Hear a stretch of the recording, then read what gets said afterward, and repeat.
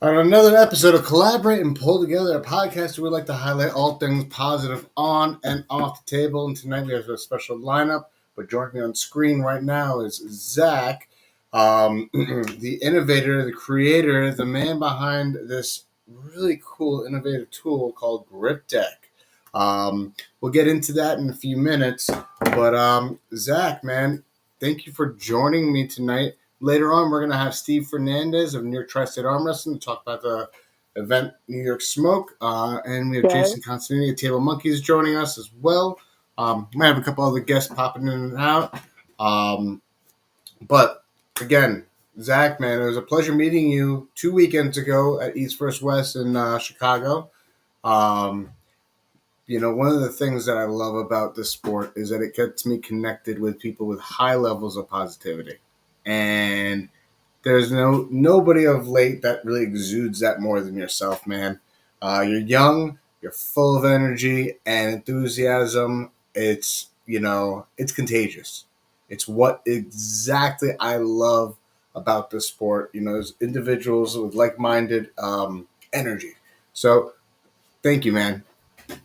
Oh yeah, it's really a great pleasure for me to be in arm wrestling and to be I'm really super grateful to just go have events to have people to see. To hey, I met this guy Daniel reached out to me 2-3 weeks ago. I get a chance to meet him, at East First West.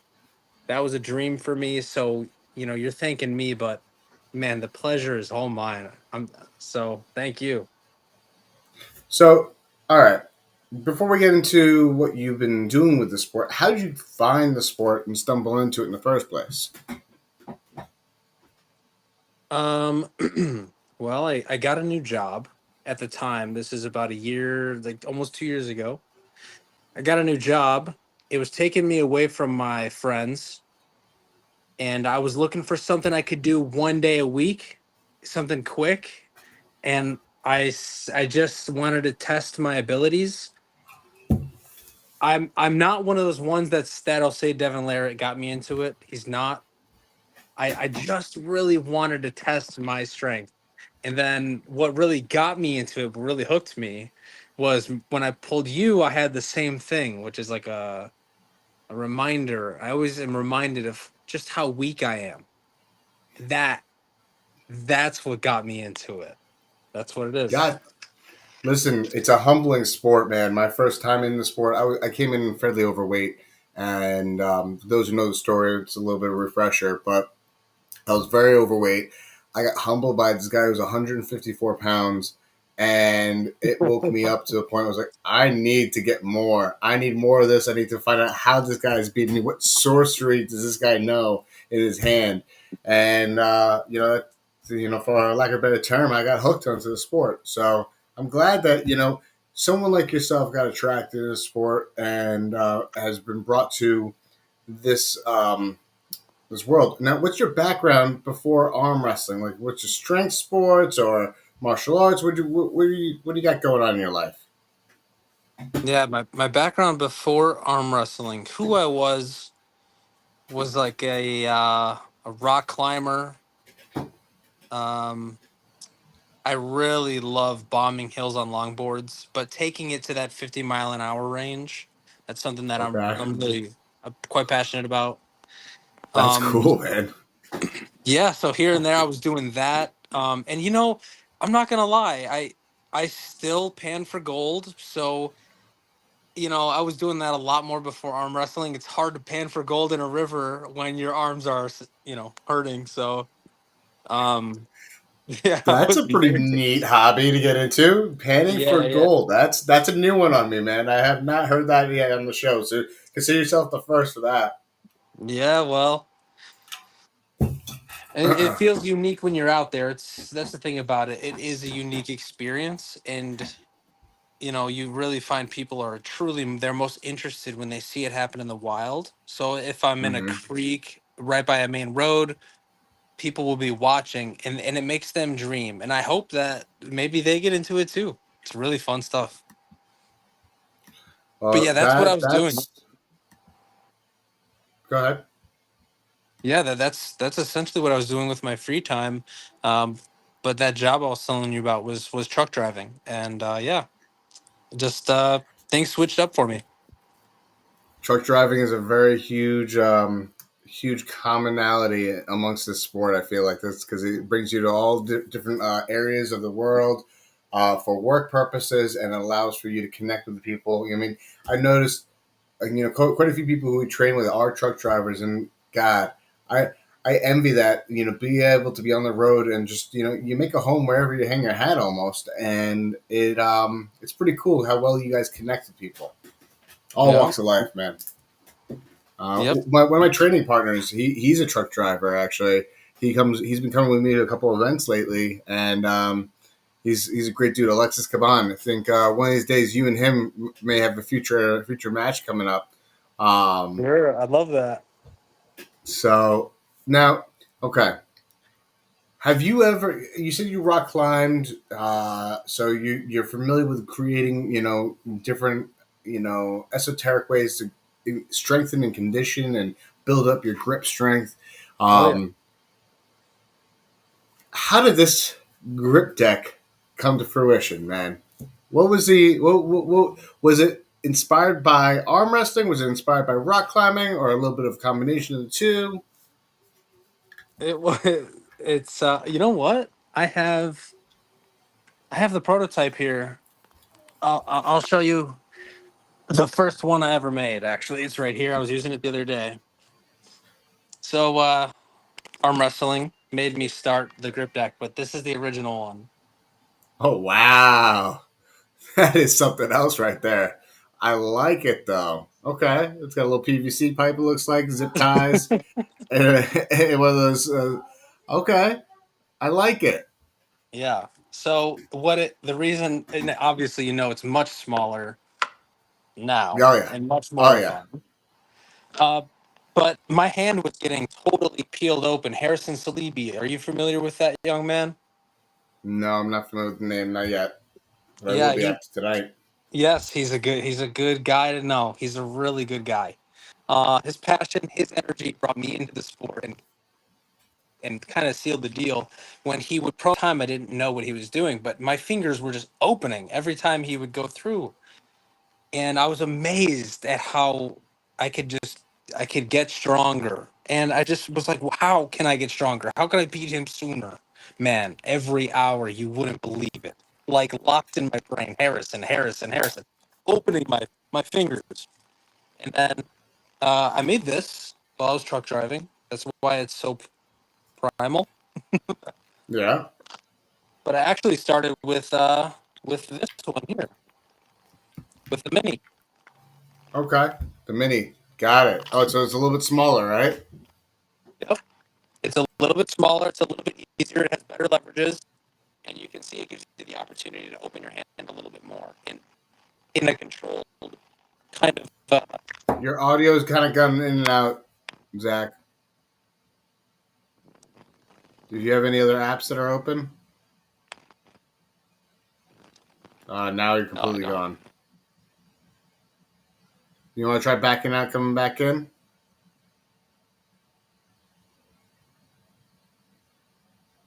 All right. Unfortunately, his audio is cutting in and out, but this young man, Zach, he created this amazing tool called Grip Deck. He'll be back on in a moment. Let's see if his audio can get fixed up. He's a softball player, rock climber. Guy has done it a lot.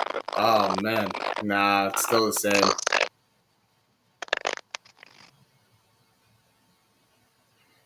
All right. Well, hopefully we can get that situated and fixed up. But if you guys want your own grip deck, definitely check out his store on Etsy. It is he has a whole bunch of different options available, different colors, different variations. You gotta, if you want to start off with a slight smaller version, you can. That might be better. Go ahead and try speaking, Zach. Does that sound any better? That is better. It is. Okay. Yeah. Oh yeah, it's better. I'm just telling everybody. Can you hear me? Yeah. Can you hear me now? Yeah. Okay. Good. I'm just telling everybody this is where they can go to your Etsy store to go pick up their own grip deck, and that you have a couple different options available. I do know that there's a couple of new things coming down the pipeline. So it's definitely a this thing is awesome because you can throw it in your backpack. You can bring it with you on trips. You can't bring a whole freaking home gym to you with you on vacation. And if you're an arm wrestler that's addicted to training all different ways, there's only so many different creative ways you can with a resistance band. This adds a whole new dynamic. I actually will hook up sometimes a resistance band to it to kind of peel it open as I'm clamping down to replicate, someone trying to rip my hand open. And, you know, there's very few things that I like to get super excited about. This thing has, I think, helped my success in the last month of the sport. For those of you who've been following my story, I've been arm wrestling a little under 5 years. In the last 5 weeks, I had competitions every weekend, and I've had this for now. I want to say about 2.5 months, and this was probably one of those missing pieces in my training. I haven't found anything that was really effective in just like overly strengthening my hands. I mean, my hands were already strong to begin with, but this just kind of sealed the deal. People always said, just get strong where you already are stronger. And I'll be sitting there driving, playing with this, watching a movie, using this, having conversations and conference calls. Or, I can't work with it, unfortunately. I wish I could, but it has helped me through my win with Sam Harris. This last weekend, I had a 3-0 victory left-handed with Ed DeCruz. All these guys were absolute monsters at the table, but I just needed to strengthen my hand a little bit more, and I'm going to continue to do it. And I discovered that actually I have more of these exact size rubber bands available to me. So I don't know if you could see, but it's stacked up pretty high up. Wow. I have like about 7 or 8 of them I think on there, Wow. if not more. Hmm. And each one adds a whole nother level of resistance, a whole nother level of power. Um, I happen to love it. Can I show you something? I'd like to show you something if you don't mind. Yeah, you showing the whole world. Why not? Um, the thing about this, the reason I made this so symmetrical, I have a new model. Daniel mentioned it earlier that I'm working on still. Um, this is symmetrical for a reason. It just makes it much more versatile. What I find is that if I'm really going for a thumb driven kind of a like low hand kind of a drag with these bottom fingers, then let me just knock out these before let me just focus on these for a couple weeks. Let me just really work on this for my match against Colton, or my match against, another thing too is it really works your thumb out like Oh yeah, massively. So it just there's so many it's not just well, this, although that is the sole purpose, but you can yeah. really work on your thumb. You can really increase blood flow to the area, and that just Well, helps you heal as well. one of the things I do like about it too is that as you take the bands off, some squeezes might be more challenging with all the bands. So you just take the bands off then, and you decrease the resistance, and you can get the motion you're looking for. And then as you get stronger, you just add the band. Totally. Totally. I love And I you do it. love the band system. I love it too because and they're easy to store. All you gotta do is throw them on your wrist. Boom, you don't lose them. I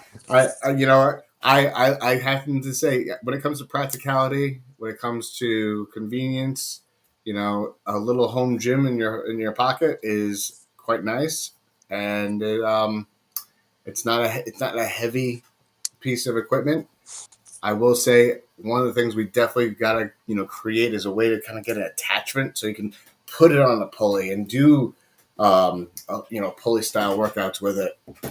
I know that's a work in progress down the road, and we have a It, couple other things that we're collaborating on as well. that's right. That's right. I want to say one thing before I go. Um, you know, there's a proper way to maintain and handle everything. And I want to make sure that people remember that this is 3D printed plastic. Okay. So this goes for you too, Dan, for you really strong guys who have really strong fingers. The best way to maintain your grip deck is going to be to take off all those extra bands, just leave one on, and then just clamp them up. If you're not using it, there's no point in having 100 pounds of resistance crushing your grip deck overnight. And the Yeah, reason I know this, trust me, is because I've had it happen to me before. that makes sense. That definitely Yeah. makes sense. Definitely removing them when you're not using them, because that is a lot of pressure on there, Oh, consistently being put on there, and Dan. definitely. When you're coming down to this bottom end here, I think I measured with 4 of these 3/4 inch bands was like 70 something pounds. So for you to be clamping with additional weight, Dan, my guess, I'm saying you're Oh over wow. 100 pounds. So you're gonna break this thing. You take it easy now. Duly noted. I actually didn't realize that was a risk that I was running, but I, Yeah, no problem. um, I will say, as time goes on, he'll be working with different materials, and different, you know, different consistencies that'll allow for, something that's going to be a little more robust, hopefully, Yeah. that won't break potentially. Yep. Somebody actually said, maybe we should coat it with adamantium. I don't know about that, but I could definitely think if we coated it with a little bit stronger thing than the 3D printed resin plastic, then maybe there's potential for that. You know what I mean? Um, there is always potential for development and adding to different designs and building it up to making a stronger device. Because Absolutely. uh, if I get on gear, do you think I could hit 15? All right, Dave, calm down. We got David Shubich up from New York, kind of being silly in the chat. Hostile Uh-oh. takeover. Uh-oh. I um, did. Yeah, I did want to say. I'm working with the new materials now. They're a lot more like the materials used in your car. All that plastic okay. stuff. So it's better heat resistant. It's more durable. It bounces better. It flexes better. Um, so it's a better material. And it's going to keep the same great look that everyone likes. That chrome on that GD Max is what is so beautiful Yeah. about it. I mean, it looks like a piece of metal from 10 feet away. I love it. I just love it. So Yeah. No, I definitely agree with it. I love that. We're at the ground floor of this thing. There's further developments to happen, and there's other, as I mentioned, alluded to. There's something that Zach and I are actually working on, with something that I created, and I think yes. that this is, it's going to be definitely a little bit different, but similar concept to what this is, and I'm looking forward to seeing where this young man takes it, because I'm all for new creative ideas that are ergonomic, that are helpful to bring all arm wrestlers to the next level. If we all have similar tools or access to similar tools, all that's going to separate us is our drive, then, right? Yeah. Um, Ball and said. that's what it's all about, right? Yeah, I think this one's going all the way, Dan. What it comes down to ultimately is my ability to um, discuss future contractual like legal agreements with the right people. And what this will allow me to do, it's pretty vague, me saying what I'm saying, but what it'll allow me to do is I can connect with people who have larger traffic, people who have better processes for shipping, people who have, hey, Dana, thank you. Nice to see you. And so anyways, she complimented, said I was tan, which is nice. So it will be things like inventory. You want to have 1,000 of something if you're selling a lot of them. You want to have about 1,000. It's a pretty safe number to be pumping out, at least on a weekly basis. For me to be doing that after my job, can't do it alone. So I got to join forces. And Robert Baxter, Dexter Chan, they're very, very, very friendly and helpful. And I think I might get some additional help with them in the future. Yeah, I mean, everybody seems to love it, and I'm just going to keep pushing to make it grow and grow and grow, and it's going all the way. It's just a question of, is it going to happen in 3 years or this year? Maybe this. I Well, feel you know what?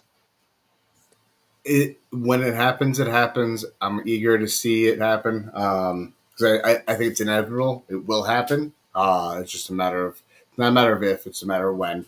Yeah. And that's that level of positivity that you have will carry this to that next level, and that's what it's all about. That's what the sport's all about. That's what this channel's all about. And I want to be able to be the guy that helped get more eyes on this. Yep. Hey, Dan, it looks like my phone's about to die. If you can hear me, I've had a Yes, I can pleasure hear of a you. time with you. Well, it's been awesome having you, man. I hope you have a good softball practice. Thank you for joining us. Hopefully, we'll see you back here soon. I would be just a huge fan of coming back, Dan. Awesome. Thank Have you. a good day. Not a problem, man. Bye. Thank you. Bye.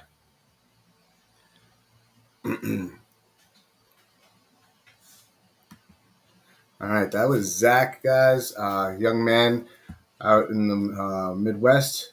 He's got some great energy. Definitely check him out. Grip Deck is what it's called. For those of you who are looking to possibly get your own, this thing has really changed the game for me. I love it. I look forward to seeing where it goes with it, where this young man goes with it. Now, there you go, Dave. Go for it. I should post a video. Yeah, you know what? I'll post a video of me working with it. I mean, it's not a very dynamic video, but anywho. So this weekend, Steve Fernandez he'll be on the show hopefully, but he had a amazing event at a very cool venue called the Dramatic Hall.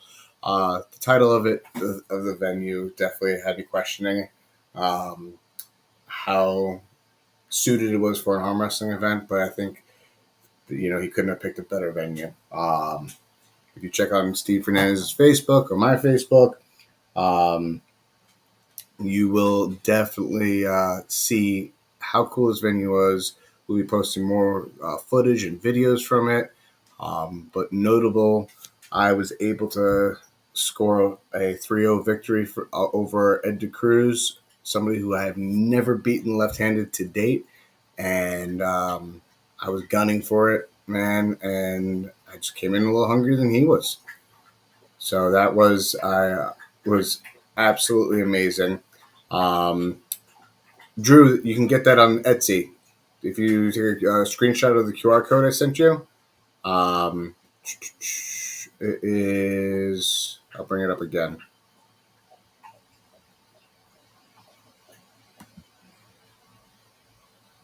Yes, he has been.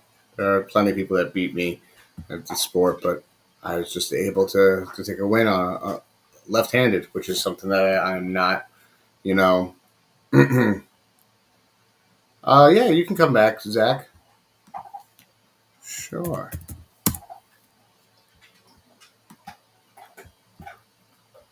Let's see. I think Zach said he's going to be able to swing back in.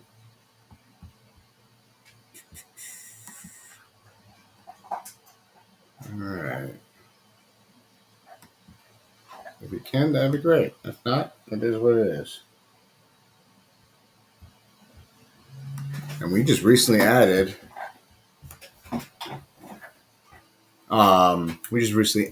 Instagram to our live. I think if anyone's on Instagram, let me know. You can see the live. But yeah, just going a little over what happened this weekend over at the New York Smoke SuperMatch series, Steve Fernandez's event. Hey, he's back. There he is. What's going on? We're just talking. I'm just talking a little bit about the event this weekend with Steve Fernandez um, over at Dramatic Hall up in Peekskill, New York. It was an amazing venue. It was like this. It had these like really cool old Victorian style staircases coming down. They usually use it for like concerts and sometimes weddings. But the way that the organizer Steve had it, he made it so that the super matches would come down on each stairs. Um, they would have walkout music. They had a lot of good lighting and great energy with it. It's where I won my super match. Let's see if I can go through the entire card. Give me a moment. I might bring that up. Hey Zach, where are you out of? What is your where do you train? Who do you train with? Well, I'm looking for this. I train with the guys either at State Line, which they're more in like Roscoe, Illinois area, or I'll train with a fellow named Ramon Barriga. It's been a while, but he's in Lake Geneva. But I personally train in Burlington, and I'll go between Planet Fitness with all my friends there, and I'll show them some love, show them some movements. We'll have some laughs, and we'll arm wrestle at the gym, and then I'll just go home, just grind. Like that's kind of where I prefer to train. But the problem is I don't get the benefits of having people who are better than me provide advice, and I really like to kind of mix it up with people. So we actually Wisconsin. Gotcha. That's where it's at. And actually, one of my viewers just actually gave us the link. The Drew, thank you, Drew. Gave us the link on Etsy. Yes, it is the GD Mini All New Grip Tool. This is one of the many tools he has available. But this is the one that's a little smaller, a little easier to use. If you're just starting out, recommend grabbing one. Now, one of our viewers actually just said that if you put this on TikTok Shop, you might have a faster growing with it. So TikTok check it Shop. out. I'm not too familiar with how that works, but something worthwhile investigating. I don't know how accurate it is, but it's definitely something worthwhile checking out. I'll do it. I'm not so prideful that I won't admit that I'm desperate. That I want to go and do stuff, and I like that I don't know anything about what this viewer is saying. I like that they're interested in helping me, and it's just like I got to do that. That's my next move for sure. Is to do a bit more research on something like that. So thank you. I appreciate you. Oh, it's awesome when we have a community coming together like this. I'm grateful for it myself. He said, "Yeah, look into it, man. You should look into it because it's definitely could be worth your while in getting the word out there." So I just wanted to go over some of the super matches that just happened over this weekend, and then we'll talk a little bit about the tournament. So the first matchup was actually Vadim versus Chris Michaels. And this guy, Vadim, these are lightweight guys. These are 154s, monster pullers, left-handed. Vadim's left hand is just an absolute beast. I think he definitely came in super strong. He destroyed his opponent. Chris gave him a hard one in the first round, but then I think Chris came back on top. Then we have mine and Ed Cruz. I beat him 3-0.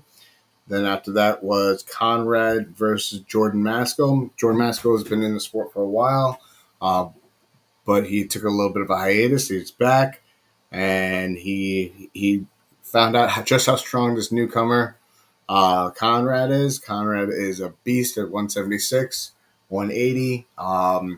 absolute monster. He's been in the sport for under 2 years.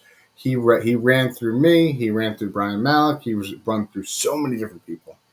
But kudos to him for his victory. And then we had Yusuf Wilson versus Sam Mitchell. It was another lightweight battle. And these guys, I mean, Sam Mitchell's an absolute monster, but Yusuf came mega prepared, and he pulled off the victory. I don't have the exact results of each of these matches, but I can just tell you who won. Then later on, I don't have the exact order either.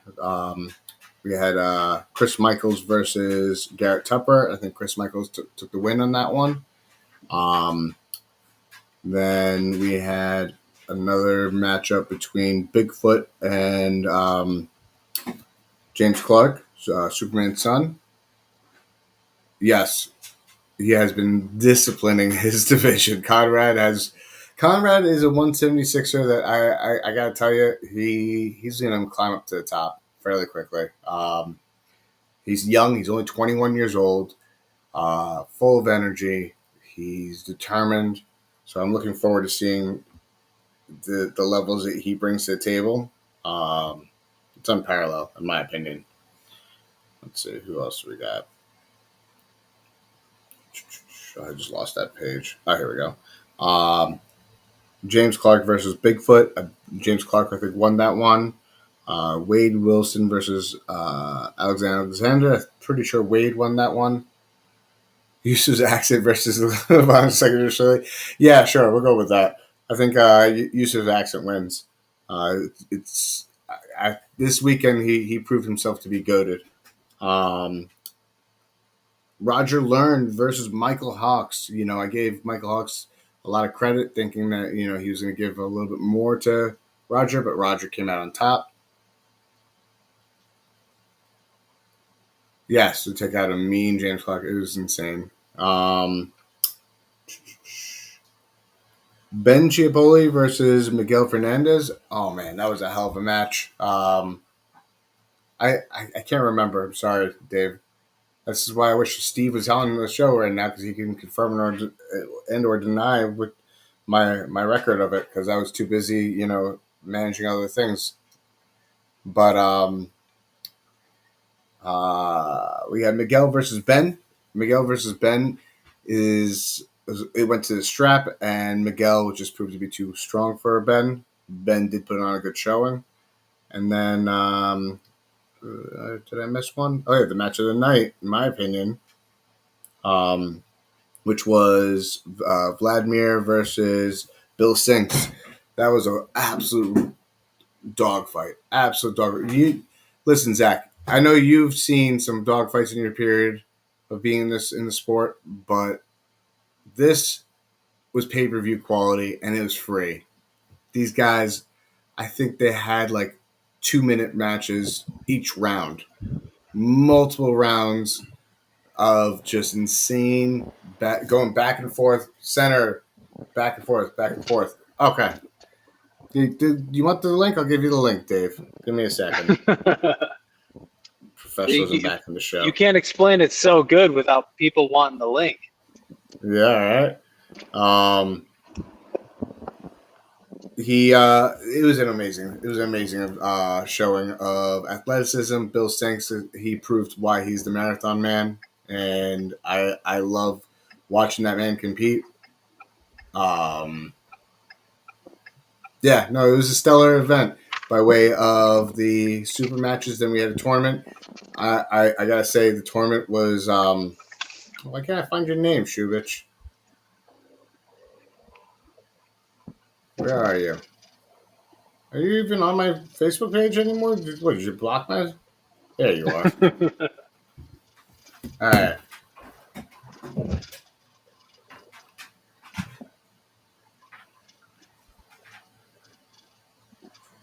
Oh, okay. Next time, Dave. Next time, David. I already sent it to you. Damn it. I went through all that effort for what? To get denied?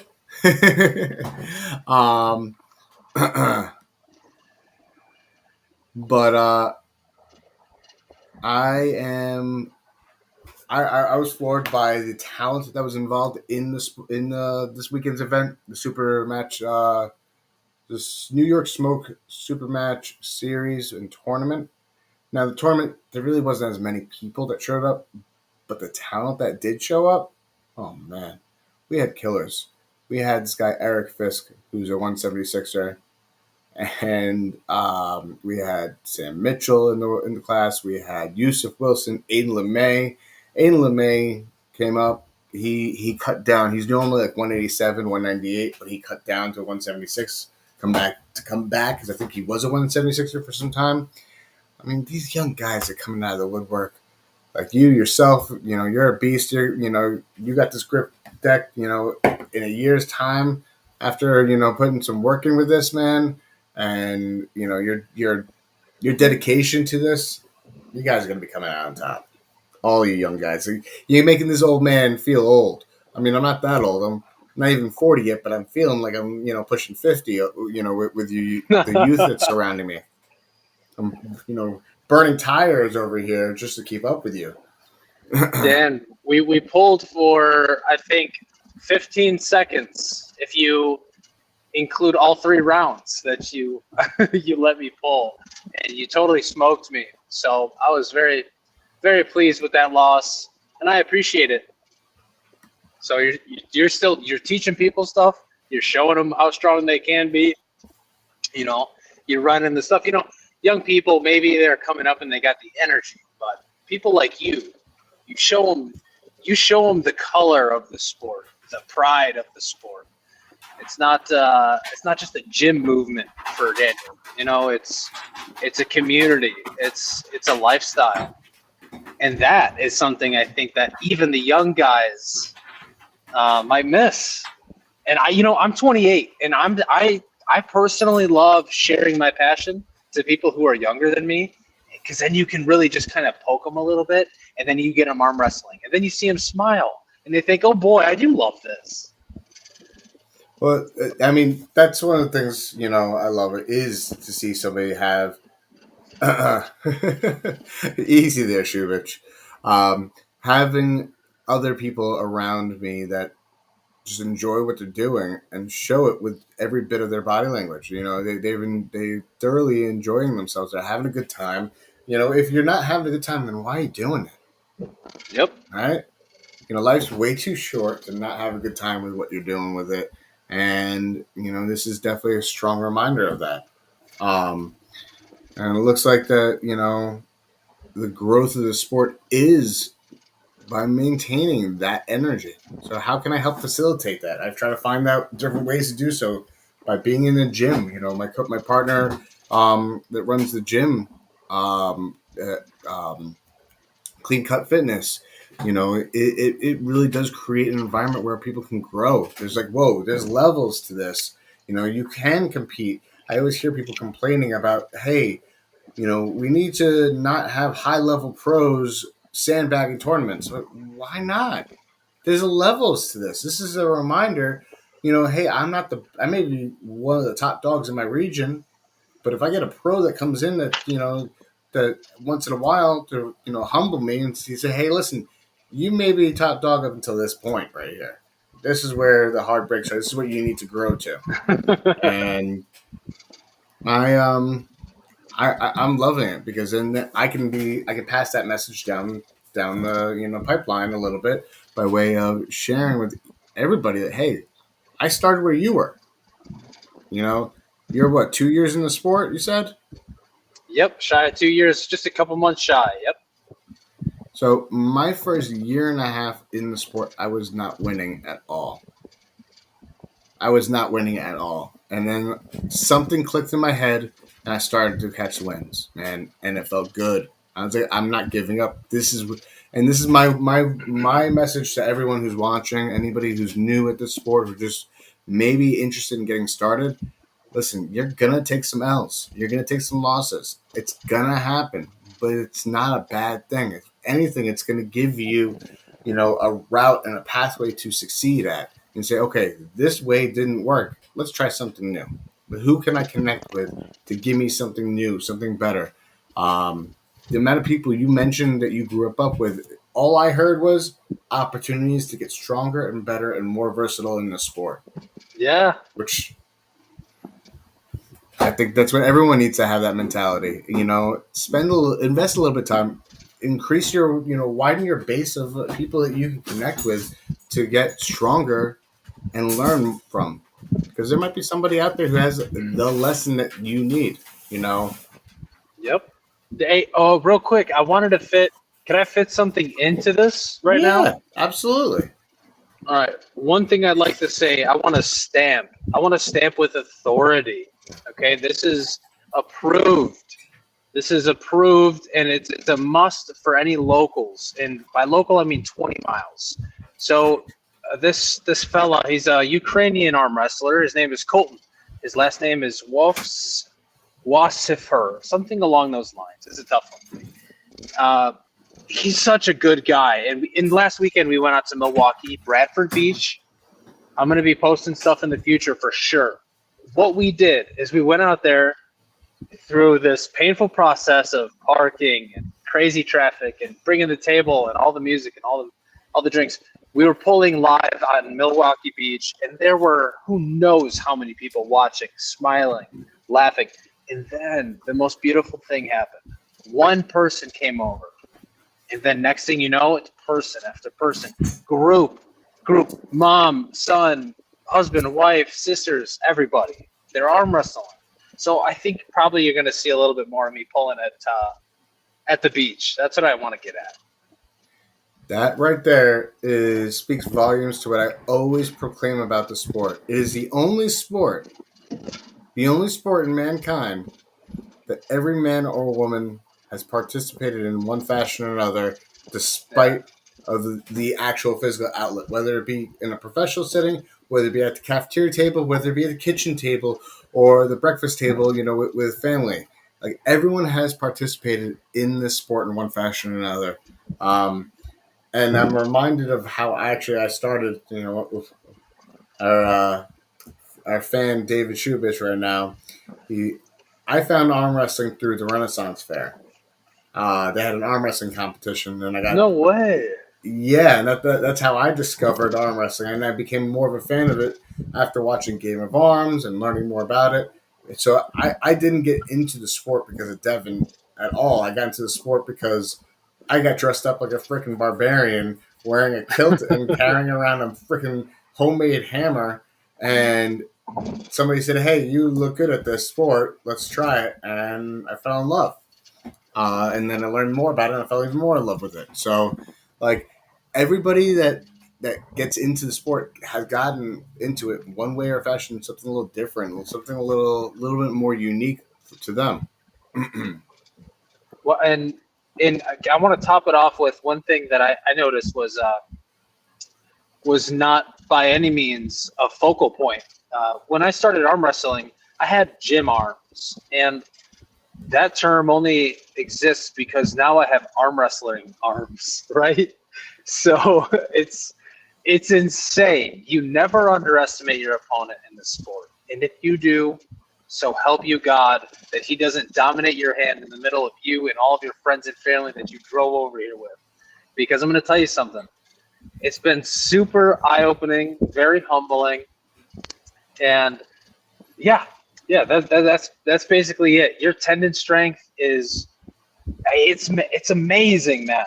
When you think about the feats of strength you can go from in 2 years, if you were made up of like really super thin arms, I believe your tendons will respond very well to arm wrestling.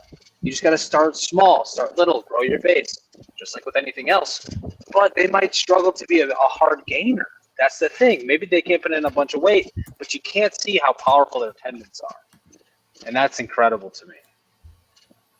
No, that's, I couldn't have said it any better myself. Tendon strength is exactly where you need to focus on building. Physical, muscular strength will come with time. It will. It always invariably does. If you're doing static holds, even if it's, I've been doing this all day long, and then I'll go to the gym, go into my home gym, and just do some pulley work of static holds. Nothing crazy by way of weight, but just enough where it allows for me to replicate an arm wrestling match. and a long one, because that's where the stamina comes into play. I may not be the highest level of stamina, out of all the other arm wrestlers that I compete with, but I'd say it's climbing. I'm getting better at it, and that's what I love about it. Yes, sir. Consistent visual, but also that kind of cerebral growth too, because you're becoming one with every part of your hand every time you use it. And use it so with such intention, and it just does what you want time and time and time again. Oh, I'm very excited. 10 years down the road, man, I'm just gonna have these like lethal weapons for arms. It's gonna be awesome. That's what the conditioning is all about, right? I love it. It's good. It's awesome. I'm very excited. Well, if there's any other plugs that you want to plug into the channel, please feel free to do so. Let me know. Let us know. You're on Facebook. Are you on Instagram? Are you on TikTok? Are you any other social medias you're on? Yep, those are the classics. My favorite is Facebook. I believe it's more authentic for networking with the way that I kind of do business and kind of look at people more as like a brother or a sister, regardless of the money you make. So I'm really fond of Facebook for that. Instagram, okay. You can reach out to me on there. I got a grip deck there. It's Grip Deck Official. And then I got a Grip Deck. Grip Tools is my Facebook account. But other than that, I'd like to thank Bart Wood and John Hainowski. These two guys are very important to my journey with the grip deck because they were so open to the thought of it, and they were open to a new guy like me having something to say about a tool that should be created when I'm only at that point a year in. So they didn't give me any flack for that. They knew I had a good idea. They liked it. They were very positive, very influential. And I got more products on the way, guys, but it's just me, so things are moving a little slower than a traditional business. But I'm very proud and very, very pleased to be part of this community. And I'm pulling up to my softball game now, so I will be hopefully seeing you guys in the future, huh? That is, those are great guys to have backing you. Bart Wood and John Hanowski. They got an event coming up at the end of July.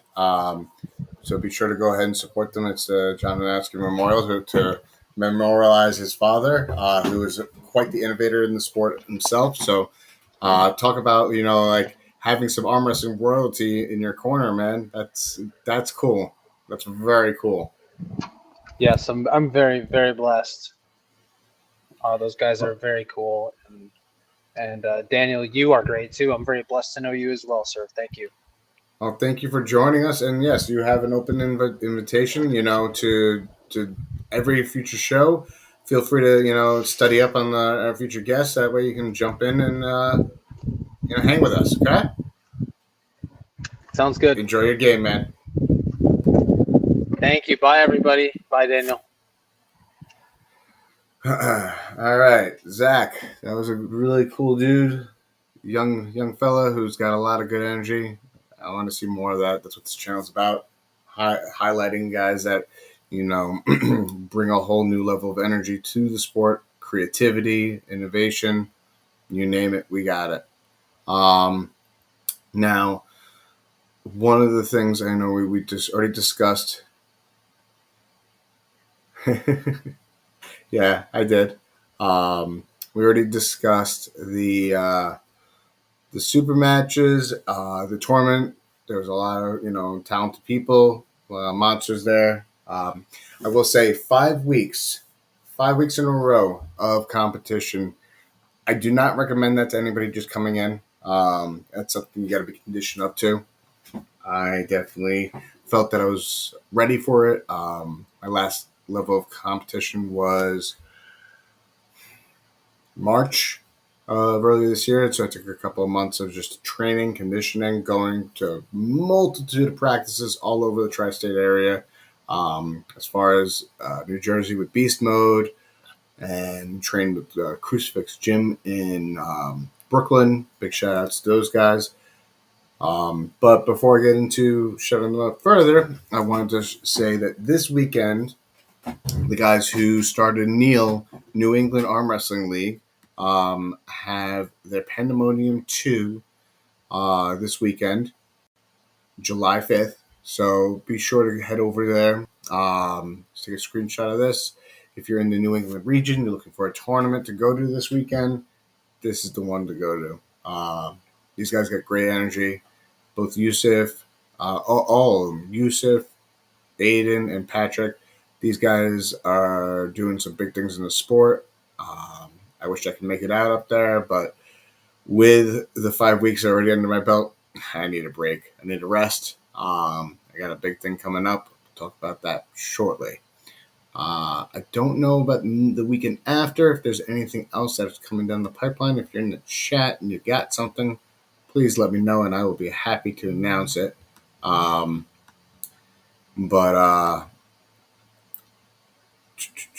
Drew, yes, we do need to grip up again. You wonder what the difference would be? The hand has gotten stronger by a lot. Nah, I don't got the Levant cut, man. I'm only 176. Just the strongest 176 version I've ever been. And I'm not 155 anymore. So don't worry.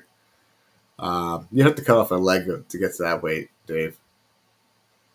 But the weekend after, or 2 weekends? Let's see, what's we got July 5th. All right, yeah. So in 2 weekends, July 19th, we got Battle at Betty's by Beast Mode. Check them out. Beast Mode has their SuperMatch event, King of the Table, Queen of the Table, I think. And it's going to be fun. These guys are high energy individuals that bring a whole new dynamic to the sport. Got to say, I enjoy going to their practice. I enjoy all the energy they bring. Definitely check them out. It's going to be a lot of fun. I'm excited to see where they go with it. Oh, thank you. You like my strap setup? I didn't like you top rolling, but that's not the case anymore. Don't worry. I'll top roll the hell out of you these days. And also, my hook has gotten much stronger too. So even if I didn't like your top roll, I have more options. A lot more options. Unfortunately, the people who were supposed to come on the show with me today were not able to make it, which it's upsetting, but it is what it is. Life happens, so can't get too upset about life happening on its own terms, right? As some of you know, we are doing a lot of cool things with what's called Major Arm Wrestling Championships has done a challenger series, a record-breaking, I think 72 plus super matches in one day. They're not looking to top that just yet. They are going to be having another challenger series July 19th as well. I am looking for more information. I'll be posting we got somebody who just joined. Who's this? Let's see. There we go. There we go. One of the gentlemen that was behind the mic, one of the voices that was poking fun at us all when we were on stage at New York Smoke. Ladies and gentlemen, I'd like to introduce James, rather. Not Jason. Your name's not Jason. James. No, I like. You like Jason, though? We'll rename you. You're there. It's like kind of like the horror movie theme. Like his name was Jason. There you go. James Rhodes Mason. You know what it is? I combined your name. You just got like a mashup of your last name and the first letter of your last name. Honestly, I like it. Is that three fucking names? That makes sense. I'll give you that. Listen, I have this rare dyslexia where actually literally sometimes letters and words disappear in between and I just mash them up. And it's like, yeah, that's the word. Then, yep, the end, then. We're doing it. We're going with it. That's make it English easier. You're cutting in and out on me, man. What's going on with your mic? Can you hear me? Oh, I probably got to change. Oh, no, I got it. How's that? Much better. All right. Yeah, I don't know why I wasn't picking up. Dude, congratulations on your fucking win. What a match. Thank you, man. Thank you. It was Oh. definitely, I know he was coming in hungry. Big props to Ed DeCruz. Big props to him. He's taken multiple losses recently over the last year, and he still showed up. He showed up strong. And I told him, listen, if this went any more rounds, you probably would have taken the win. You would have probably possibly come back. It was best of 7. That last round, I didn't realize that you were already gassed. Because guess what? That was the last of what I had available to me. I was gassed immediately after that, and I could barely lift my arm up. It's still hurting. Probably not going to be competing anytime soon with it. And yeah, it was. Dude, I don't think understand like how hard a super match is. Like, you're really trying to win against a guy that's right on the same level with you. So every trick matters. Fighting for center really matters. And if you're fighting for center and say, like, again, you guys had a strap match, was it every round? It went to strap every round, yeah. Yeah, so that was actually a 6-round match, and that's not including fouls. Like, Matt, like, you know what I mean? Doing that and trying to win sucks. Like, I wish anyone that did or doesn't never been on the table do a practice and just do a mock super match and just tell them try to win. And how'd your hand feel? Was your hand dead? Oh, my hand was blown the fuck. It still is right now. You can still see how swollen it is. Like I can't when I go to close it on things. Like I feel like a bear claw or something like that sifting through glue. Dude, oh, it's crazy, dude. That whole card, there's some really shocking. I already went over it. Just put my 2 cents in. Yeah, please do. Please. What was your few of your highlights that you thoroughly enjoyed? Oh, so I was super mad at Chris Verdine because 2 guys. So Hey, real Chris quick, Michaels, James, real quick. Are you hooked up to your Wi-Fi? Yes, I am. Sorry, I'm in Vermont, dude. It's probably fucking terrible. Yeah, it's cutting a little bit. You're a little pixely, so we'll work with what we got. It's all good. All right.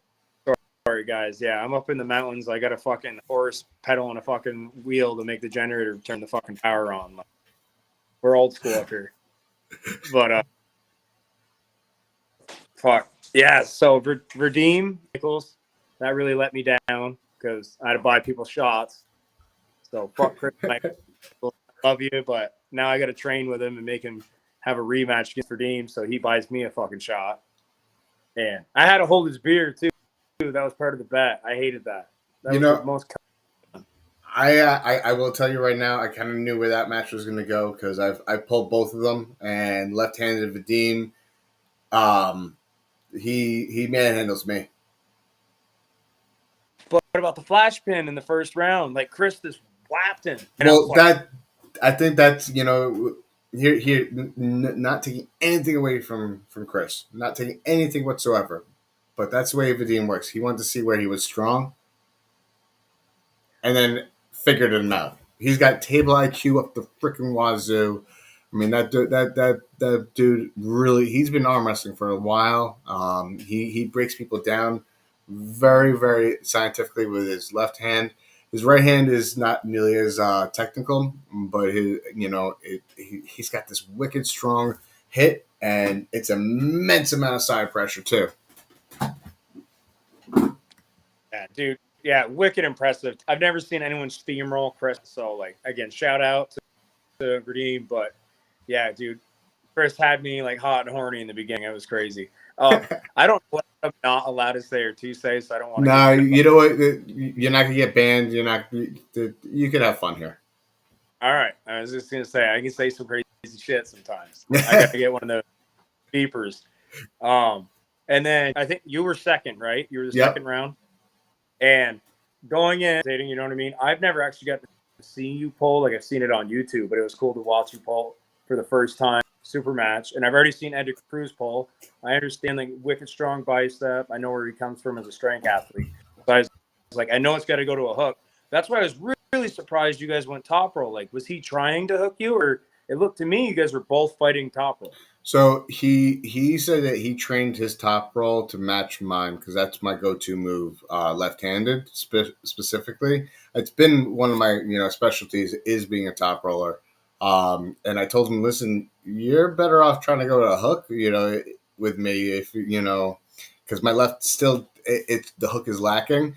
And there was a time where he actually did snap it into a hook a little bit, and I had to yank him out. I had to match it a little bit and then yank him out of it because I was going to be in trouble had he committed more to that. I knew that I was definitely going to be in a world of hurt because my inside pressure game on my left arm is not nearly as good as it is on my right. Now, does he have a hit with a hook, or is he kind of a slow engagement pulling?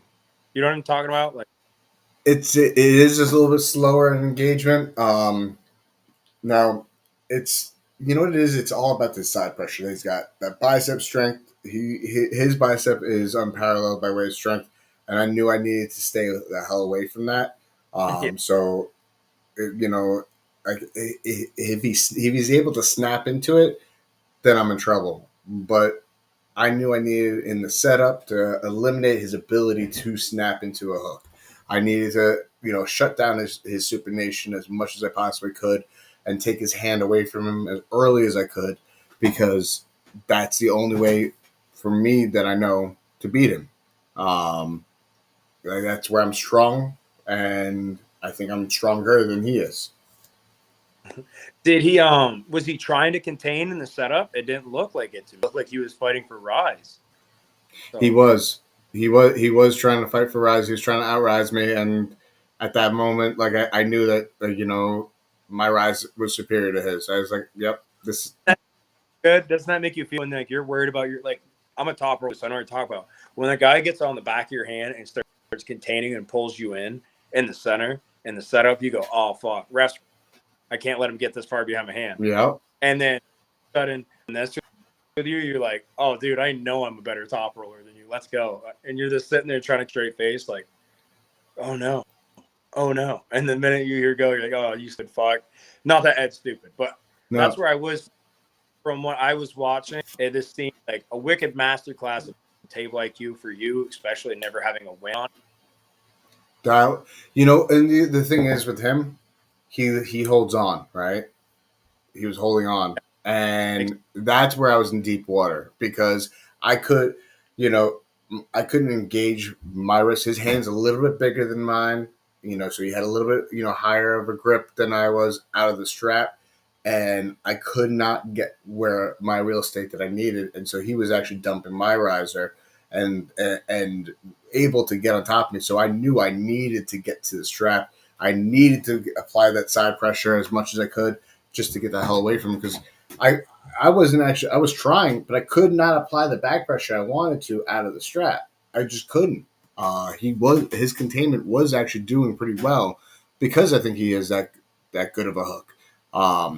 He may not have looked like it, but his clamp down was sufficient out of the strap for that. But once I applied the strap, I was able to really I know how to utilize the strap fairly well.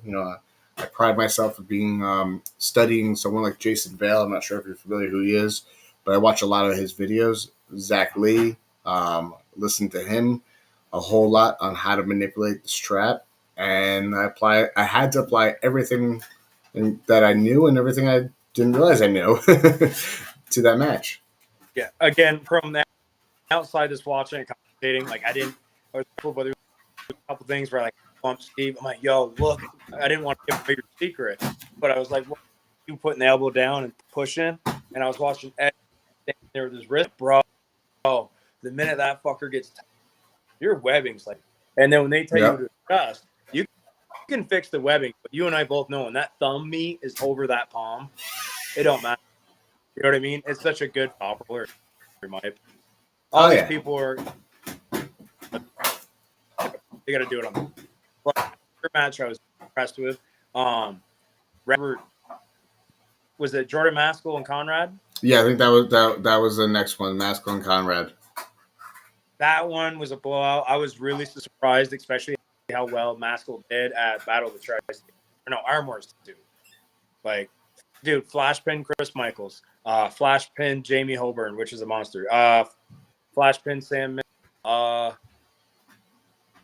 Dude, like I think everybody. Yeah, no. Listen, Conrad has beaten me not too long ago, and while he's a youth, he's only 21 years old, and he's under 2 years in the sport. This kid has beaten some of the biggest monsters I've seen in our sport at that weight, and he's one of those guys I can see him easily taking over the top 10 by the end of this year. Now, I think what speaks to that too, at the kid, right? No homo, kid's jacked. Like he's a specimen. But think, why does all these people that are jacked always doing better in arm wrestling? Because they eat healthy, they're not drinking every day, they're not fucked up, sleep. So inflammation is not a thing. You know what I mean? Recovery is Mach 10 else. So you're seeing these people that are only in the sport for 2 years, especially in weight classes where you're not scared. You know what I mean? Like you get guys that got the strength and the IQ, and it takes a while to get. You don't need really strong people. Yeah. Not weight classes. You know what I mean? The lower ones. Everybody's strong, but there are levels and weight classes for a reason. That kid, dude, I was so shocked, and I knew Maskell felt good going into it. So just shout out to both of them. That was crazy. Was that Garrett and Chris Michaels? No, I think the fourth one was Yusuf and Sam Mitchell. Sam, I can't believe Yusuf can do that to Sam, and I don't know if it's because Yusuf in Sam's head mentally, or I will say so. Knowing Yusuf and knowing how tricky he is in the setup, and him being the personality he is, he definitely knows how to get into someone's head. He definitely knows how to get into someone's head. He knows how to manipulate the situation. You know, if I wasn't prepared for him myself, I think he could catch a win on me. But I'm not saying he's gonna, because I ain't gonna let him, because I already know a lot of his tricks at the table. I know a lot of what he's capable of at the table, and I know how to counter it. But for what he did to Sam, I can't get into Sam's head the same way I think Yusuf did. And I think that's the big fundamental difference. dude, and it matters at any level, dude. Everyone forgets that we're all people. You know what I mean? Mm-hmm. We're all human beings. We all shit every day.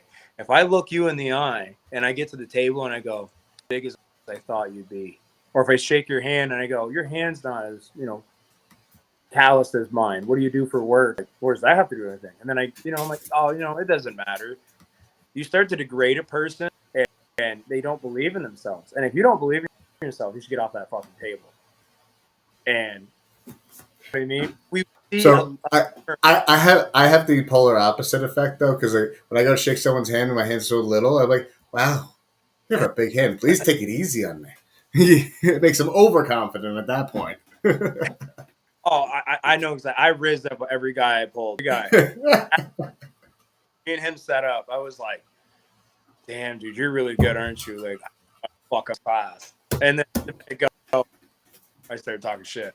But no, so yeah, that was a great and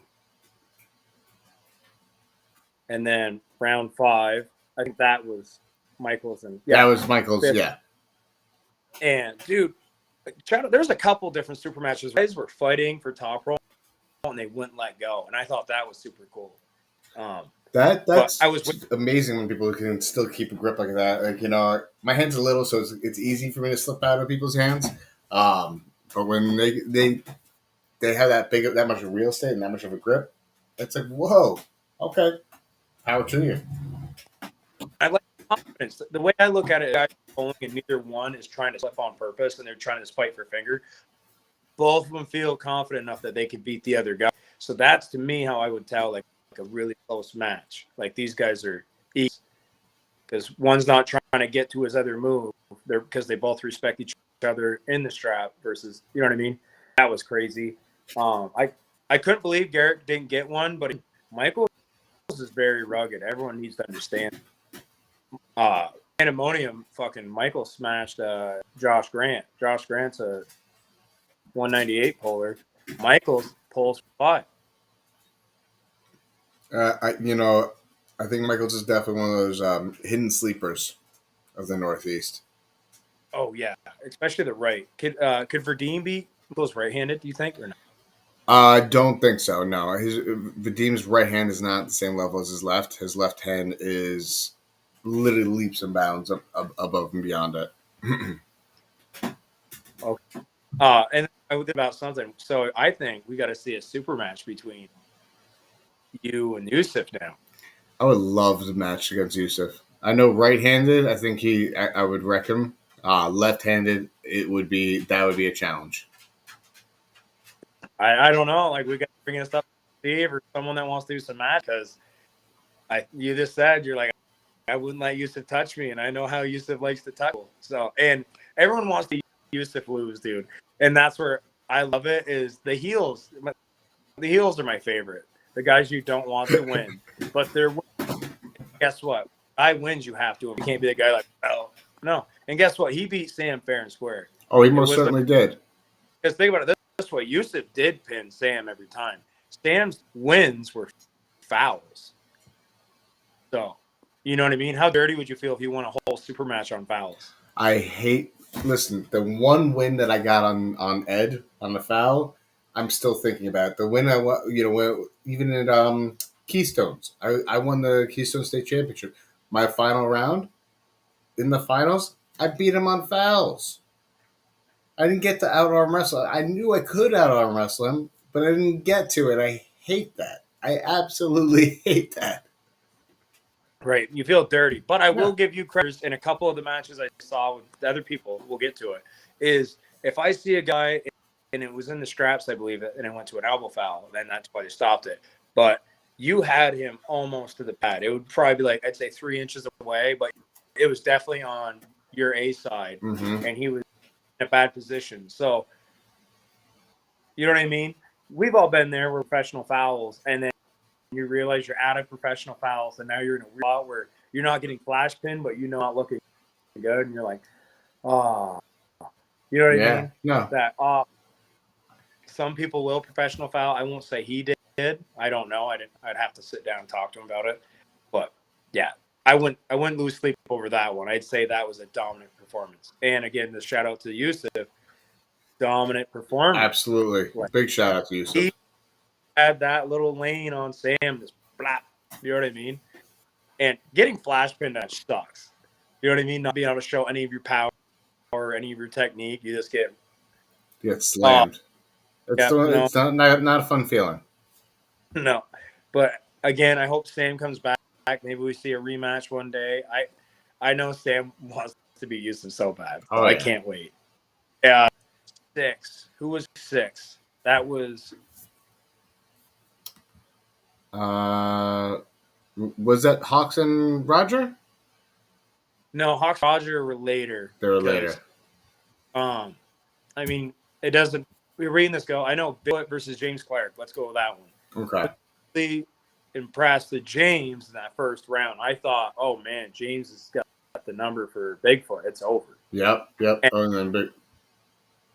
And then you watch Bigfoot adjust and this walk. I don't know. I love seeing that kind of, it's like where a guy goes, you got me. I'll give you that.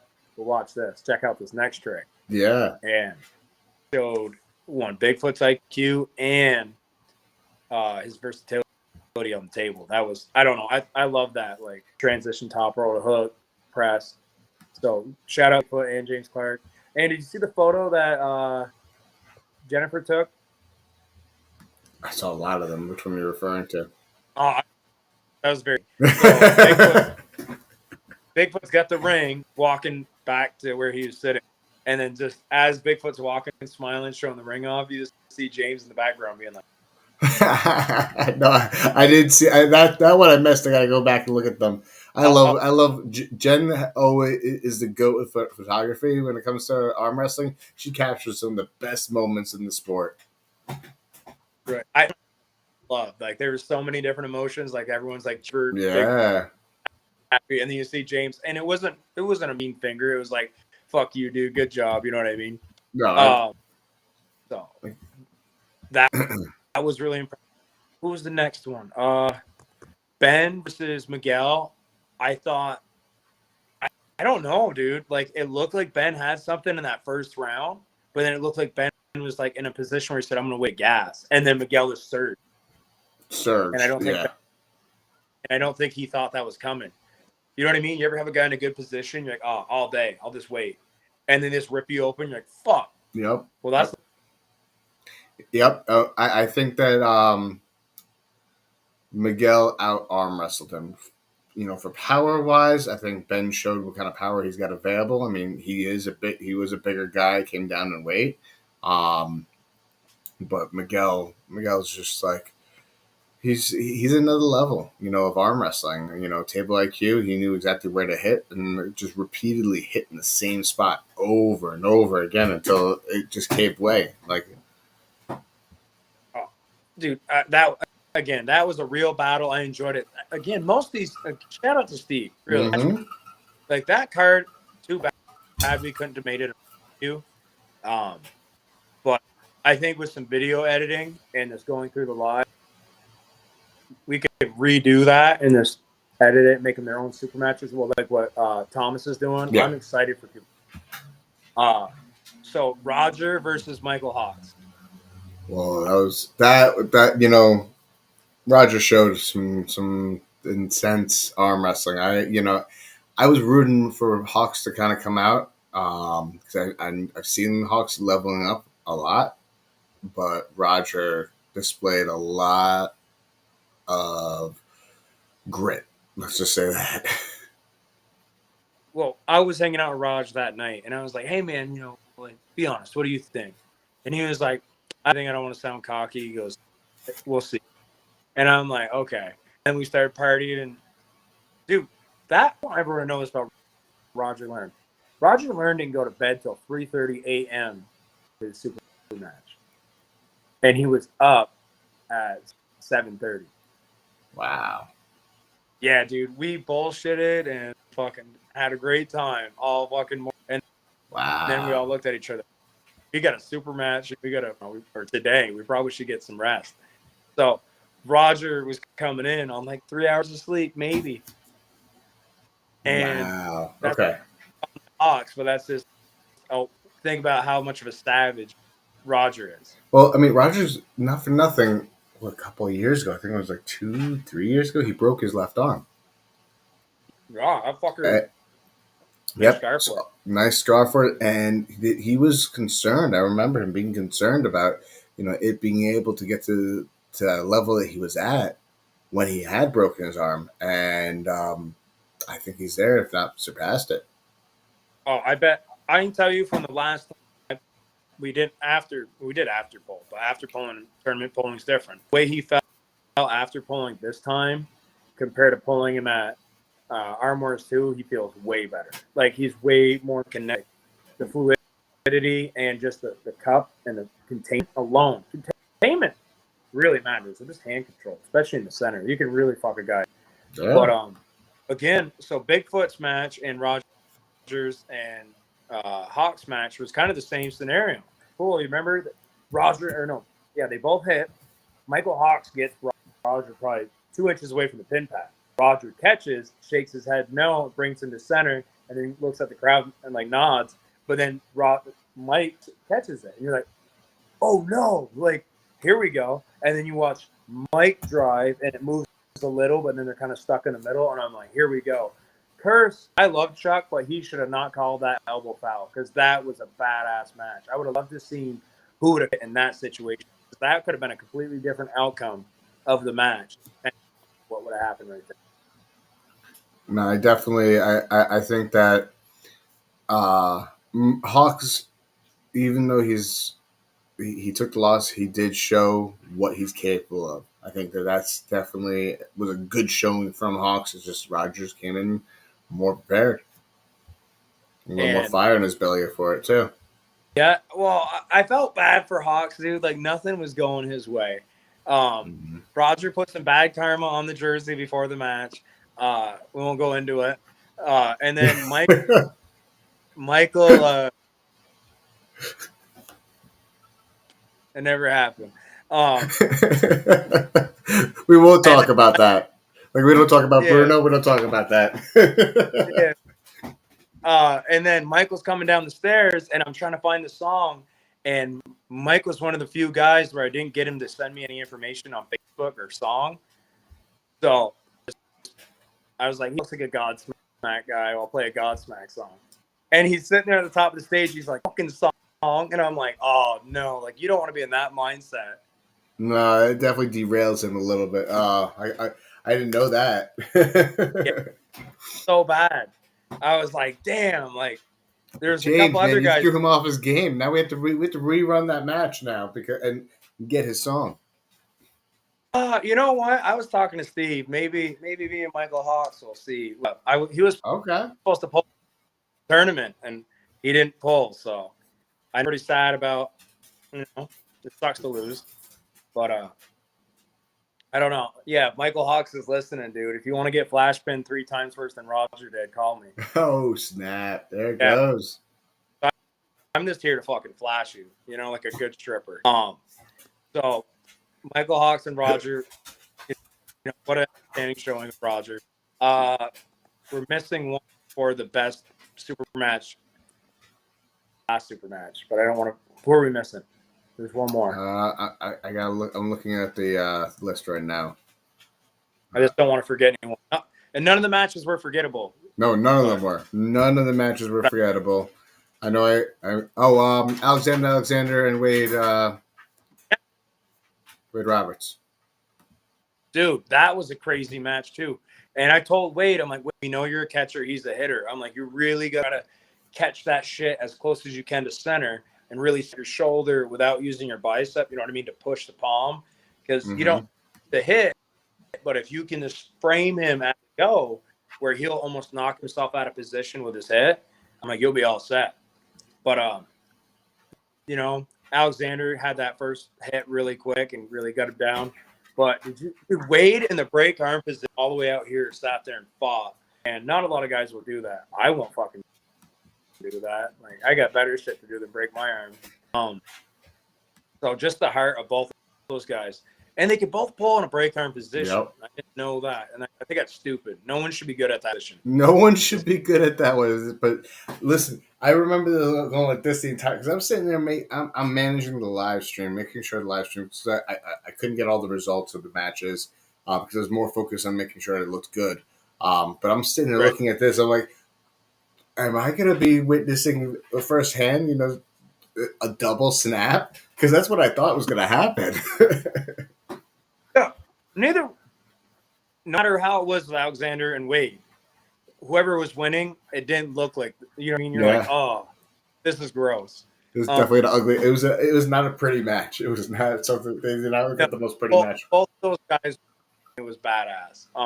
So yeah, that was. I was talking to Wade too about that. So like, crazy. I would like to see that run back.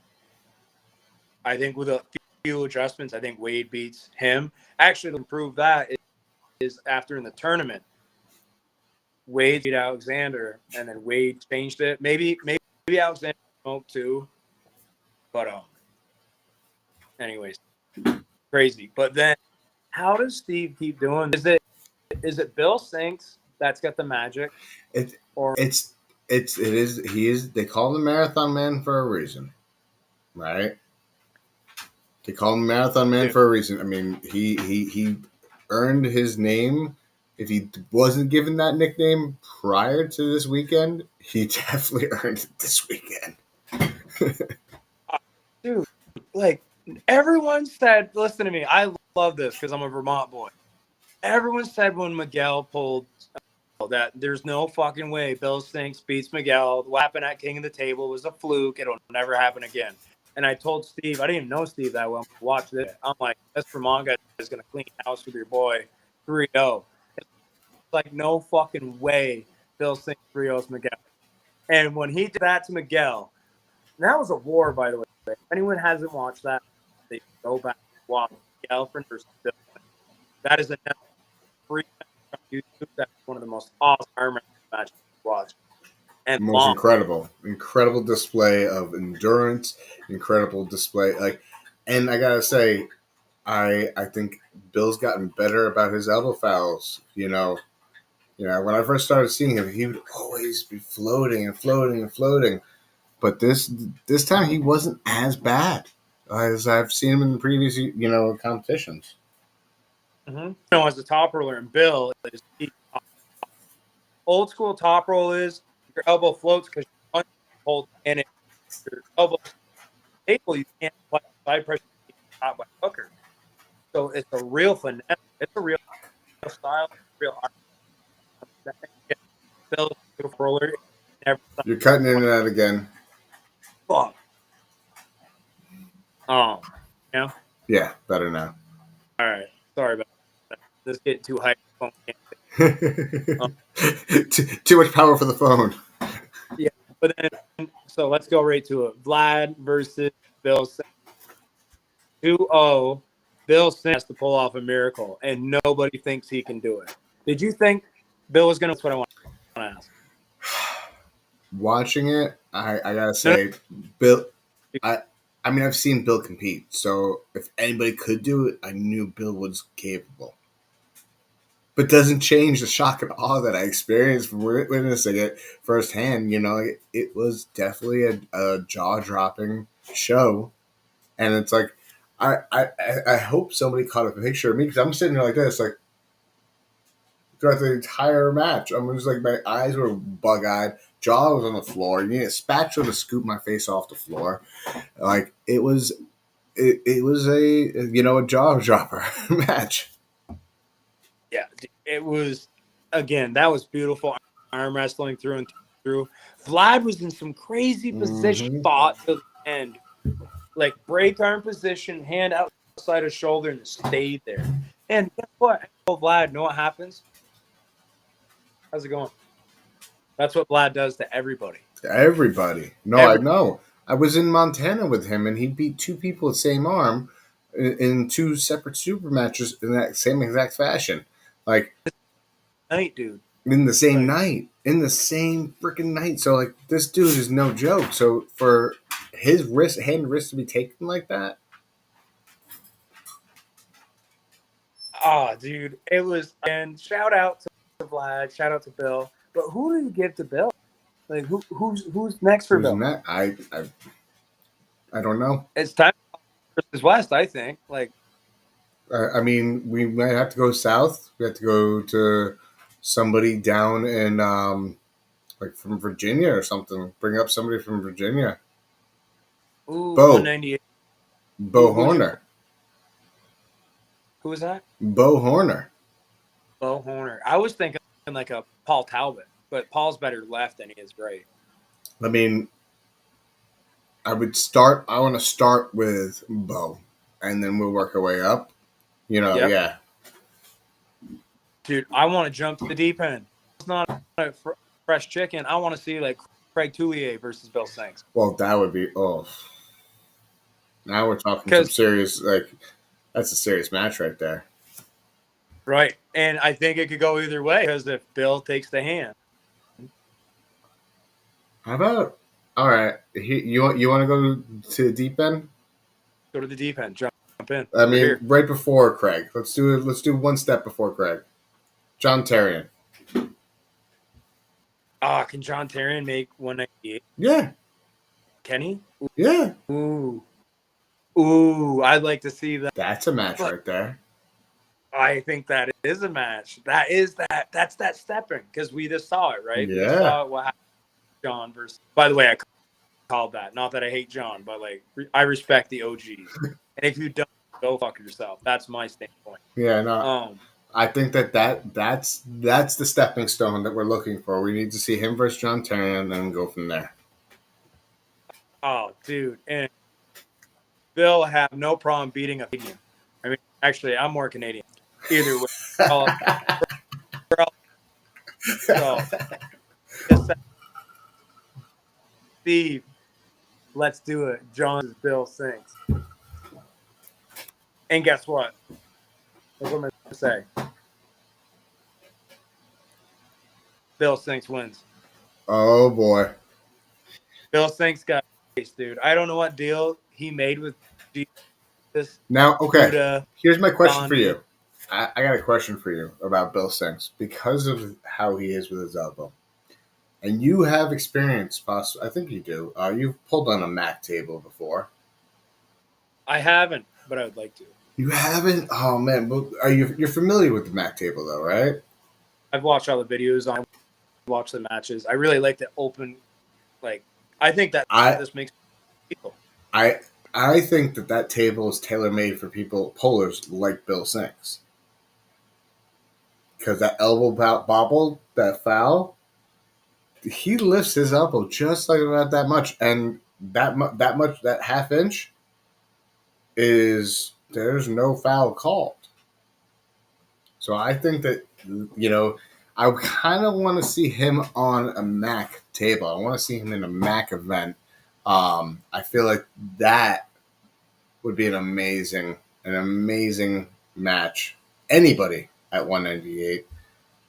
Yeah, I would like to give Bill a tuner match on a Mac so he could get comfortable with it, understand. I know it's team, but just give someone that we know Bill can beat, but can make him work a little bit. He can understand the game because again, John's used the table a lot. He's comfortable with it. That's fair. That'd be, you know what I mean? You're taking a marathon. Let's get him acclimated to the table before we just go to war. But I do like what you're saying. Because I do think, there's certain pullers that, you see them elbow fouling so many times that, like, I want to see them at the Mac table. Like, for instance, Marcio Barboza. Ooh, yes. I would love... I'm not going to say it, but allegedly, he's a dirty motherfucker on the table. Shade, everyone, hey, if you're not trying to win, you're a pussy. Listen, same can be said about me, man. Even Yusuf, like, went right-handed. He was, in the tournament after all the super matches. He's like, I thought I had all the tricks, but you have more. I don't like it. You make me feel uncomfortable at the table, and not many people do. And listen, I appreciate the accolade, but like also, like it's just knowing and understanding a hand, and I mean that's my business. It is my hands, so. Right, you get them every day, figure out what you like, what they don't like. Yeah. Or say any guy with a good tape like you. If I'm setting up, I want my favorite move, but I see your face and you're comfortable. I'll put my hand in a weird position just so you're in a weird position. And if I see you complain to the ref, I'm good. Because now I know you're not happy and I know I can deal with this. Mm-hmm. And if I'm smiling at you and now you think I'm in a great position. Or exactly. you're like Alexander Wade that can pull in a break arm position. Yeah, I don't know how they like. Listen, I have gotten into those positions, like against people like Steve Black. I've gotten into those type of positions. I don't know how I haven't done any serious damage, knock on wood, but those guys who do that regularly, power to them for not getting any serious injuries. And I don't recommend new pullers doing these positions. Please don't put yourself in these positions. Please don't. Just don't. I tell you ever meet like a 17-year-old kid that meets a girl in high school, love of his life? He's gonna marry her, have kids with her forever and ever. Yeah. Listen, kid, don't be stupid. She's gonna rip your heart out. It's not gonna work. And he's like, no, it's gonna work. It's the same thing with these guys pulling break arm position. It's not a matter of if, it's when. And you're gonna get hurt. And they're like, no, dude, integrity. Well, I'm here to tell you, dude, integrity can get broken up any day. Ain't that the truth? Ain't that the truth? Stay safe. Listen, I want everyone going home the same condition they came to the table. You know, that they should go home whole just as they started the competition. Yes, I don't want anyone to break their arm, No. but I'm just saying, playing with a loaded gun and playing Russian roulette, it's maybe it happens at 90, but it's gonna happen one day. The number is gonna get pulled, but I don't know. I'm excited for all that, and like I said, what a great event, and the tournaments. It wasn't the most stacked tournament. I wouldn't say it that. There wasn't a lot of people, but there were a lot of killers in every class. That's what I was saying earlier. It wasn't the highest level of attendance numbers wise, but the highest level of talent. I don't think you could have found a tournament that had like a higher level. Like even the 76s, we had 10 guys, and every one of them was a killer. Like they were top guys in the region of the Northeast region. Right. So I don't know. I really like that. And again, dude, athletes that had a super match, I'm pretty sure all of you pulled the tournament. For the most part, and you know what? Sometimes you feel like you burn too much out of your gas tank. Guess what? We got 2 arms, right? For those who get super matches at events, promoters doing a huge favor by way of promoting your name, promoting the sport, and you get to be a part of a production that's going to be really cool. If you entering the tournament increases the numbers that tournament might see, that is one way of saying thank you for giving me a platform. So for anybody who gets super matches at events, like if let's say your right arm's a dominant arm and you're not so good lefty, who cares? You're just going in there just to support your promoter. This is how we can build the sport, because there might be somebody who wants to grip up with you just to say that they got to grip up with you. Even if how good or poorly you may do against them, they're like, hey, listen, I got this win. That might boost someone's ego to keep them in the sport longer. Oh yeah, dude. Yeah. Again, then you get those matches where, say, we're watching a super match win. I go, oh, he looks pretty good, and then you pull in the tournament, and we're like, no way he's going to pull in the tournament. He already had a super match, and then you start watching the guy knocking dudes down. You're like, oh, something, and then you see the guy that everyone's talking about. So, in my class, I feel so bad. I forgot his name. Big, short, stocky guy. Tan. Mark. Was it Mark? I can't remember. He was a killer. Anyway, I know he's world setting up, and I was just like, dude, I'm like a huge fan, but I'm arguing with him, fighting in the ref script, fucking over it. Losing audio again. Is it the way your phone is? I don't think Go ahead, try to talk. that better. It might be. We'll see. It even looks better. Oh, check that out, pal.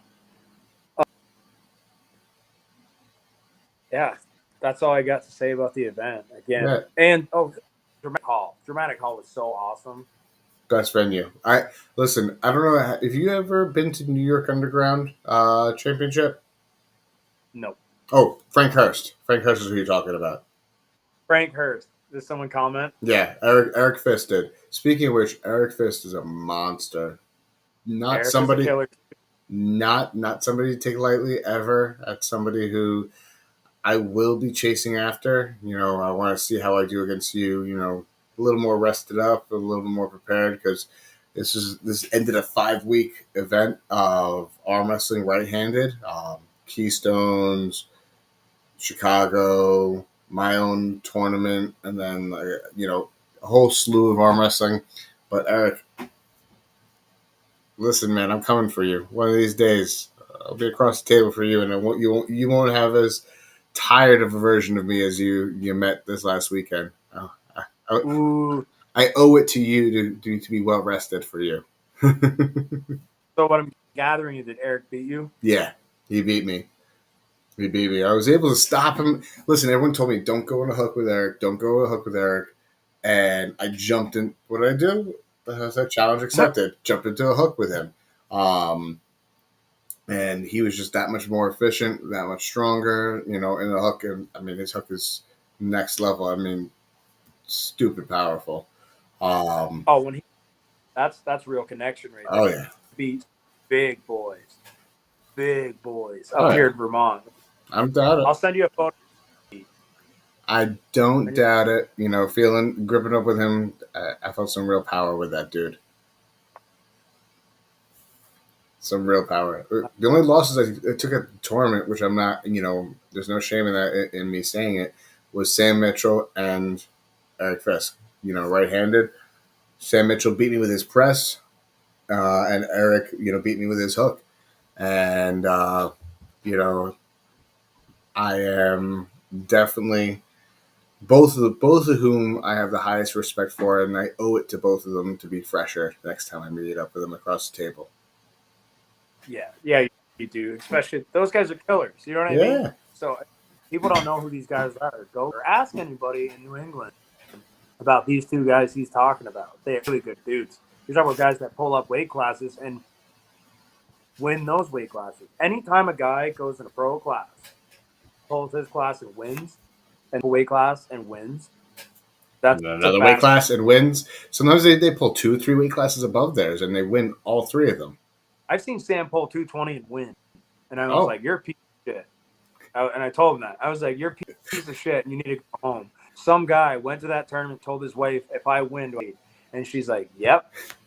But he goes to the tournament. He goes like, "I got this guy," and then you got Mitchell walking down, and you're like, "Who the fuck's this kid?" He gets up in there and you're like, "Wrong weight class, buddy," and then he floors you with that fucking anaconda, and now you don't get laid. Nope. Well, And now listen, Sam Mitchell, Eric Fisk, you guys gotta stop ruining the lives of those men. You gotta stop ruining the lives of those men. yeah. Take Leave away them their alone, man dude. cards. Fuck, dude. I don't know. Like that's wild. For them, there's a reason why they are why they are. But let us amateurs or like semi good guys. You know how terrible that feels, Dan? Oh, If you guy that's heavier than you and he's good, like if I'm the shit in my class and you just end up pulling my class and you smoke me in front of everybody, it doesn't matter if I beat everybody out there. Some prick that weighs 176 pounds beat me in front of my peers, and I got to live with that. And everyone's smartphone now, so it's gonna be on video. oh yeah. Well, listen, Yeah, I mean, when I first came into the sport, I wasn't that good or anything in that regard, but you know, I was 220, 230 pounds, and I got manhandled by a 154-pound dude. To like, you know, I was like, no, this is not okay. That was part of my motivation to lose the weight, and you know, I mean, I wasn't a healthy 220 in any way or form. I was all stomach, and you know, literally, my stomach was the first thing to enter a room, and it motivated me to lose the weight. So, you know, and it humbled me. And some guys they don't take that level of humbling very well, and I could see myself definitely being one of those guys, you know. But I chose a different route. I was like, nope, I'm gonna lose weight and then beat you, so you can't ever beat me again. That that same 154-pound guy, when I went down to 154s, I made that a mission, and he no longer beat me, and then I climbed back up in weight. right. And that's the difference between a loser. A loser will come up with every excuse why it wasn't their fault, why they don't think I cheated. A winner's gonna go, okay, I just got my ass kicked. I'm gonna go to the drawing board. I'm gonna change some shit. I'm gonna come back. And guess what? If I don't win that one, I'm going back to that drawing board. I'm gonna lock myself in my basement until I'm a better human being, and I will beat your ass. Perseverance wins every day. Oh yeah, you know, And you definitely, without a doubt. I think that's what Devin's gonna do to Levon. Levon's eventually gonna die of steroids, and Devin's gonna be living, and he's gonna be like, "I told you I'd get you." One way or another, right? One way or another.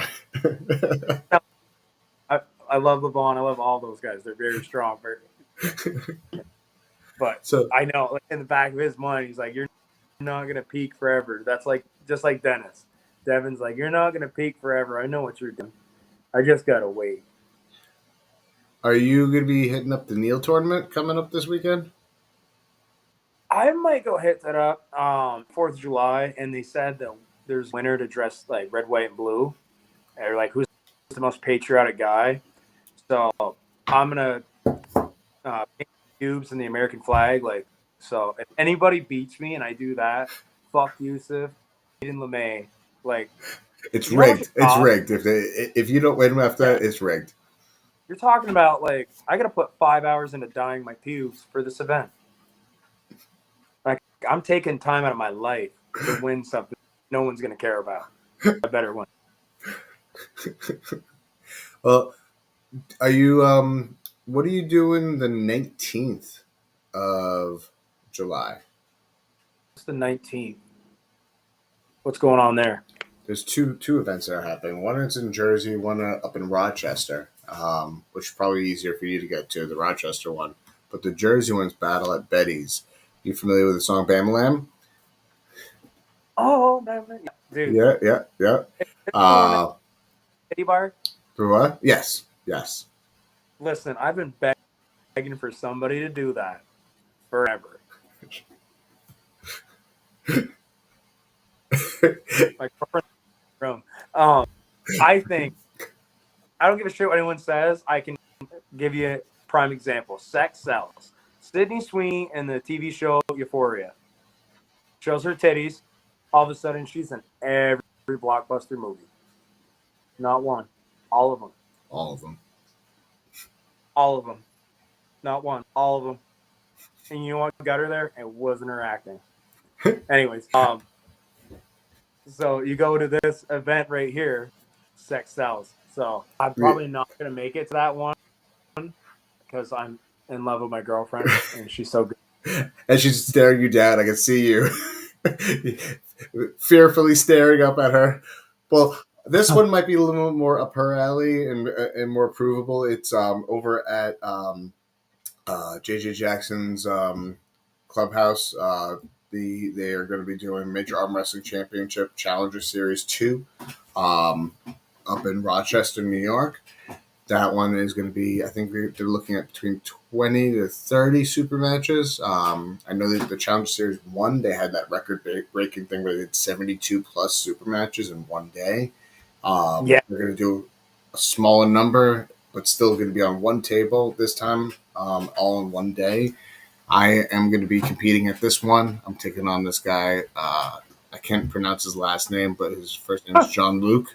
And I'm looking forward to the matchup. This dude's a freaking monster. I met him at the Ottawa Open a couple of years back, and it's gonna be an intense matchup. I got my work cut out for me right-handed, but I will say I will be well rested by then. July 19th. This right arm is going to be under some serious repair. It already is. It's already feeling a lot better from this weekend. Doing a lot of rehab work. That's one thing I am very aggressive with is rehab work. You know, gains live in rehab and recovery, and I think I'm a testament to that. You recovered yet? Like, have you done any recovery lifts since you're super? Oh yeah. Sure, you're giving it a couple. Oh, really? yeah. Oh yeah. All right.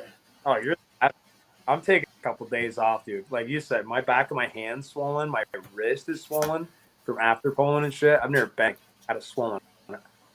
What is that? So I had the actual inventor on it before you came on. This is called Grip Deck. If you got your this one's the GD Max, but if you got your phone, take a screenshot of this bad boy. I'm gonna put it up right here. This QR code will take you to his Etsy store.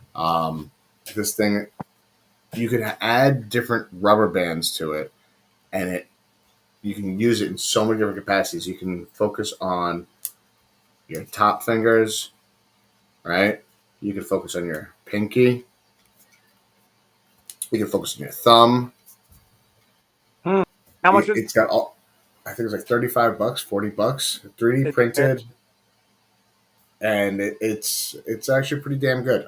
I happen to like it a lot. I will say my hand containment since I started using it because I use it in both arms, it has gone through the roof. My ability, my hand and wrist strength, especially my right hand because I use it much more on the right. That's how I was able to catch Sam Harris. I really do attribute it to that level up to be able to catch him when he hit because he's stupid fast, right? He hit and I caught it and I was like, oh, I'm still in this match. I gotta put some work in right now, and I was able to do so. Bro. Awesome. I'm gonna look into that. Is it American made product? Yeah, it's made in Wisconsin. The guy, the young kid, he's a young kid. He's 28 years old. Just got in the sport about 2 years ago. Came from a rock climbing background. Really positive energy. Zack Strigin is his name. Actually, Michael Hawks is the one who he shared it on his page, and I was like, "What is this thing? Let me see what this is all about." And so I reached out to the guy himself. He's like, "Yeah, I'll send you a link," and I bought it, and it came fairly quickly. I think like within like 3 days, it was on my doorstep, and I was like, "Hey, I can drive with this. I can go watch movies. Bring it with me." And then I'm always looking to create more like, harder, more difficult things. So actually, what I'll do is I'll take another resistance band and wrap it around because it's a little bit of a tongue and groove type of deal, and I'll do some cupping with it as I'm clamping down. So it really hits at a lot of different pressures simultaneously. I'm gonna check that out. Sure. And then to your answer to the Rochester thing, maybe I'll throw out there. JJ Jackson would give me a left-handed super match. I mean, he got to feel my shitty arm weight. And dude, shout out! I didn't know how good JJ was. I got asked the day before, "Hey, do you want to have a super match with JJ?" I'm like, "Let's do it. I don't care." Like, and when I heard that him and Chris Burt had a match, I'm like, "Well, I smashed Chris Burt, so I'll beat this guy too." Wrong. And then when JJ beat everyone else at Arm Wars, I practice pulling, it made me so much happier. I'm like, okay, I don't suck. He's just that good. Yeah. So that made me feel great. And shout out to him, dude. He's came a long way in 2 years since I've seen him. Oh my god, yeah. The last time I saw him, I gripped up with him. So I gripped up with him at the High Five Knuckles Up event, and then recently, earlier, like 5 weeks, 6 weeks ago, I gripped up with him again. I'm like, whoa, you're a whole different creature. I was able to actually match him a little bit in hook pressure. Could not do that the second time I met him. Could not do that. I was impressed. I say I've never pulled a guy that would high hook. It was such a weird setup. So he like high hooked, and I'm like, you motherfucker! Like, who does this? Like, you know what I mean? Leave me alone. What's your weight? Right now they're like 224. So I normally just float around. I'm too lazy to cut weight, but let's made it to 220. I'm probably gonna try to hit 198 by like November. Okay. I think there's some guys I want to go take care of in there. But yeah, I think me and JJ could have a good tune-up match before I beat Brandon Peasley at Nick Stone's tournament September 7th. There you go. That's a good matchup right there. Yeah, someone's got to run the 220s, and I think Brennan and around here is the number one guy 220 left, isn't he? I think so. 220 left. Yeah, I think there's not many people who have been able to beat him left-handed. I'm gonna say he's got wins on Bigfoot. He's got wins on Roger. He's got wins on Frank Hurst. He's got wins on Dustin Jelliff. Like, you want to talk about that kid's who he's beaten? Like, that's I think it's really good. Really, I don't know. And I'm such an asshole and like egomaniac. I'm like, I don't give a shit if you beat that. My best accolade is I got one flash pin on Roger. And it could have just been he was and he didn't know who I was. Well, regardless of that, I think that is a good accolade to have. Right. Listen, anybody who's been sticking around in the sport who doesn't give up after the first couple of losses and keeps going and keeps pushing forward, that right there is a win in my book. Somebody who just keeps trucking. You'll catch the wins eventually. You just don't give up. Keep working at it. Right. And that goes to Ed, dude. And I'm telling you, like, do not give up. I hope you're not even there, but don't do it, bro. Look me in the eyes. You're loved. We love the community. It will happen. Your day will come, and I'm telling you, that day is better than this time existing. Like that day where everything clicks, and you're like, oh yeah, dude, I'm the fucking shit right now. And you know what I I mean, mean, I told him exactly where I went with him. I told him exactly how to beat me. You know what he needed to do differently, and because I want him to beat me. I actually do. So I want the guys who I've beaten to beat me and chase after me because that just keeps the fire under my ass that much more, intense. Because then, the spirit of competition. Like, why else do we compete, right? right? Yeah, it's primal. You're trying who's better, right? And then when you got a rivalry like that where it's that close and you get a step here, and then he beats you at the next one, you're like, fuck, I got to keep trying. Can't quit now. Yeah. And That's what again, that's what Conrad is for me because Conrad, he doesn't live terribly far away from me. He's like about an hour, maybe an hour and 20 minutes away, and I took the loss from him at the Jason Vale tournament. Then I challenged him at a super match and took a 3-0 loss to him at the super match. So I do want to have a rematch with him. I don't think I'm quite ready for that just yet, but it's something that is on the horizon that I'm building myself up for. Because right, it's the goal. You chase it every day, right? Every day you're training, you're like, what am I here for? yeah, That motherfucker, he's got some now things on him. I can't wait too much longer though, because there's going to be a time where that gap is going to be ever increasing. Because he's only 21 and I am nearing 40 years old. So, like, if I wait too long, then I'm going to be up shit's creek, without a paddle, and not be able to catch up to him in any way or form, unless I start juicing up, which I'm not doing anytime soon. Dude, I made an oath in my heart in Jesus, the Almighty prayer. 35, I'm getting on it.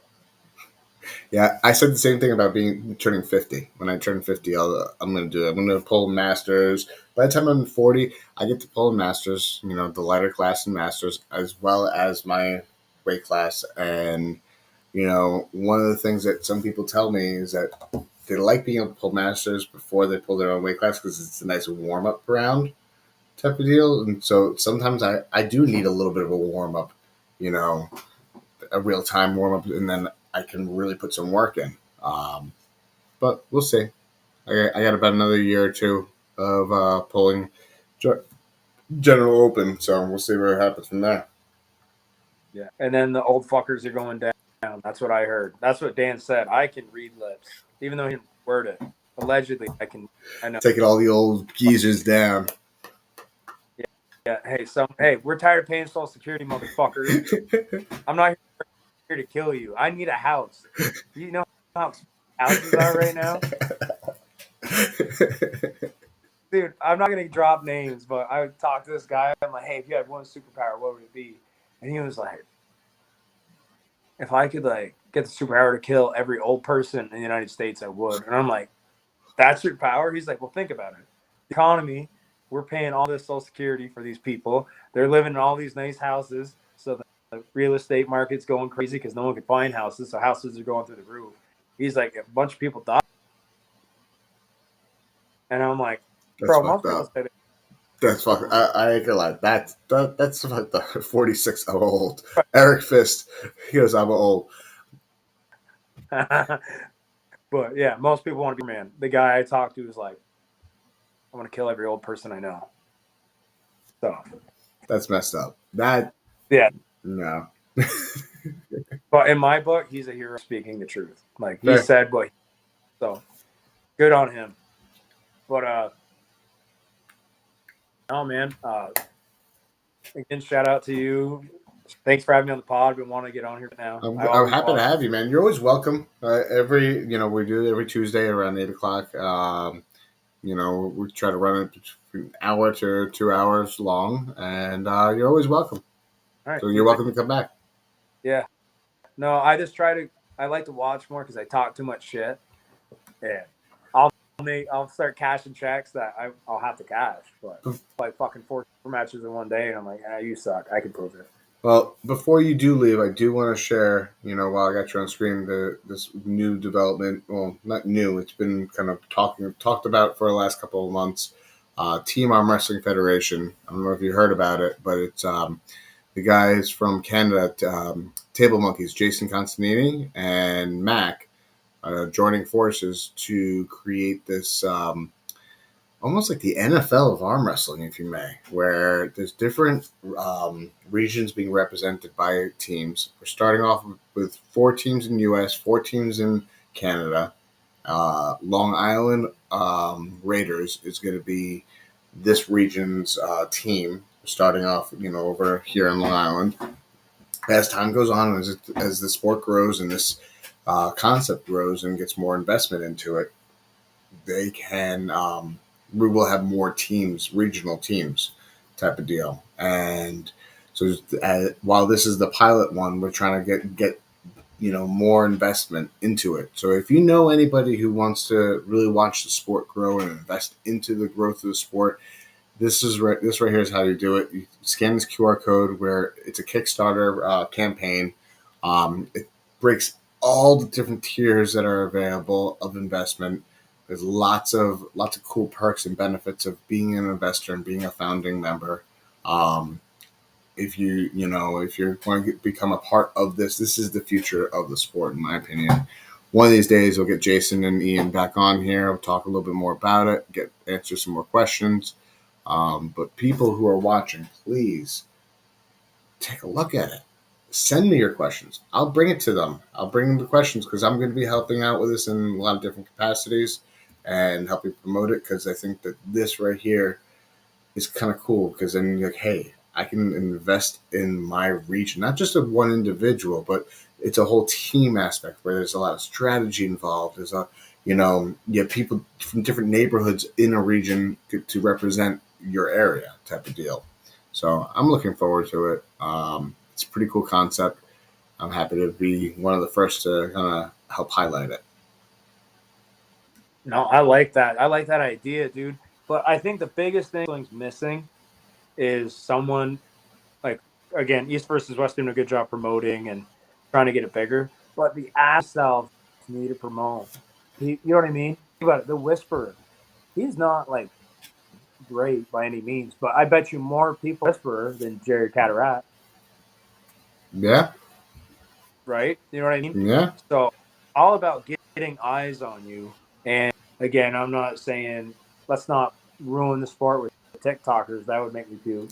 But if they're good, they're good. Yeah. Speak of which, I want, if anybody's watching that wants a good fun match, put me against the Whisperer. I'll give the Whisperer some nightmares.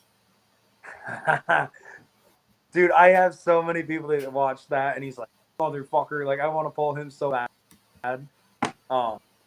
I love those guys. Well, like Schoolboy is a perfect example. Schoolboy was just some kid that I know when I was the same age, mall Schoolboy. When he first started, I remember being a farm boy. I'm like, if I ever ran into that kid in New York City, he would have the worst day ever. Now, no way I'm touching that guy. And he kept working and just climbed that ladder. So kudos to him. But yeah, dude, people got to get out there. They got to sell themselves. Not like OnlyFans, but I support that too. But they got to promote what they're good at with the sport, with helping each other out, or what they're actually good at, and if they have the gift of gab, which you clearly do. You got to get on more podcasts, man. We got to get you on. Get some more screen time under your belt. But you just got to get you a better Wi-Fi connection. Yeah, Starlink. I mean, I have the router. I'm just too lazy to put it in. Yeah, but all right. Thank you so much, Dan, for having me on. Thank you for joining us. Awesome job on your super match, and congratulations on your win. Thank you. Super big shout out to Steve and any promoter of arm wrestling. Love you guys. We need you guys. Shout out to our fans, arm wrestle that are too scared to. Please fucking arm wrestle. Go meet a club. There's good people out there. If you feel like some guy's an asshole, he might be. Don't train with other people. You know what I mean? Like, you don't have to settle for a micro dick. There's like out there. Don't You're gonna let me close the show on that note? Jesus, bro. That's gonna be my slogan on my shirt. Don't settle for micro. Oh God. God help you. God help anybody who watches you. Anywho. Much love to each and every person who's watching still. Anybody who's gonna be watching this, please come collaborate with us, work with us, pull hard, pull smart, pull together. Let's see the sport grow. All right. Tune into next week. Shout out. Thank you, Dan. Have a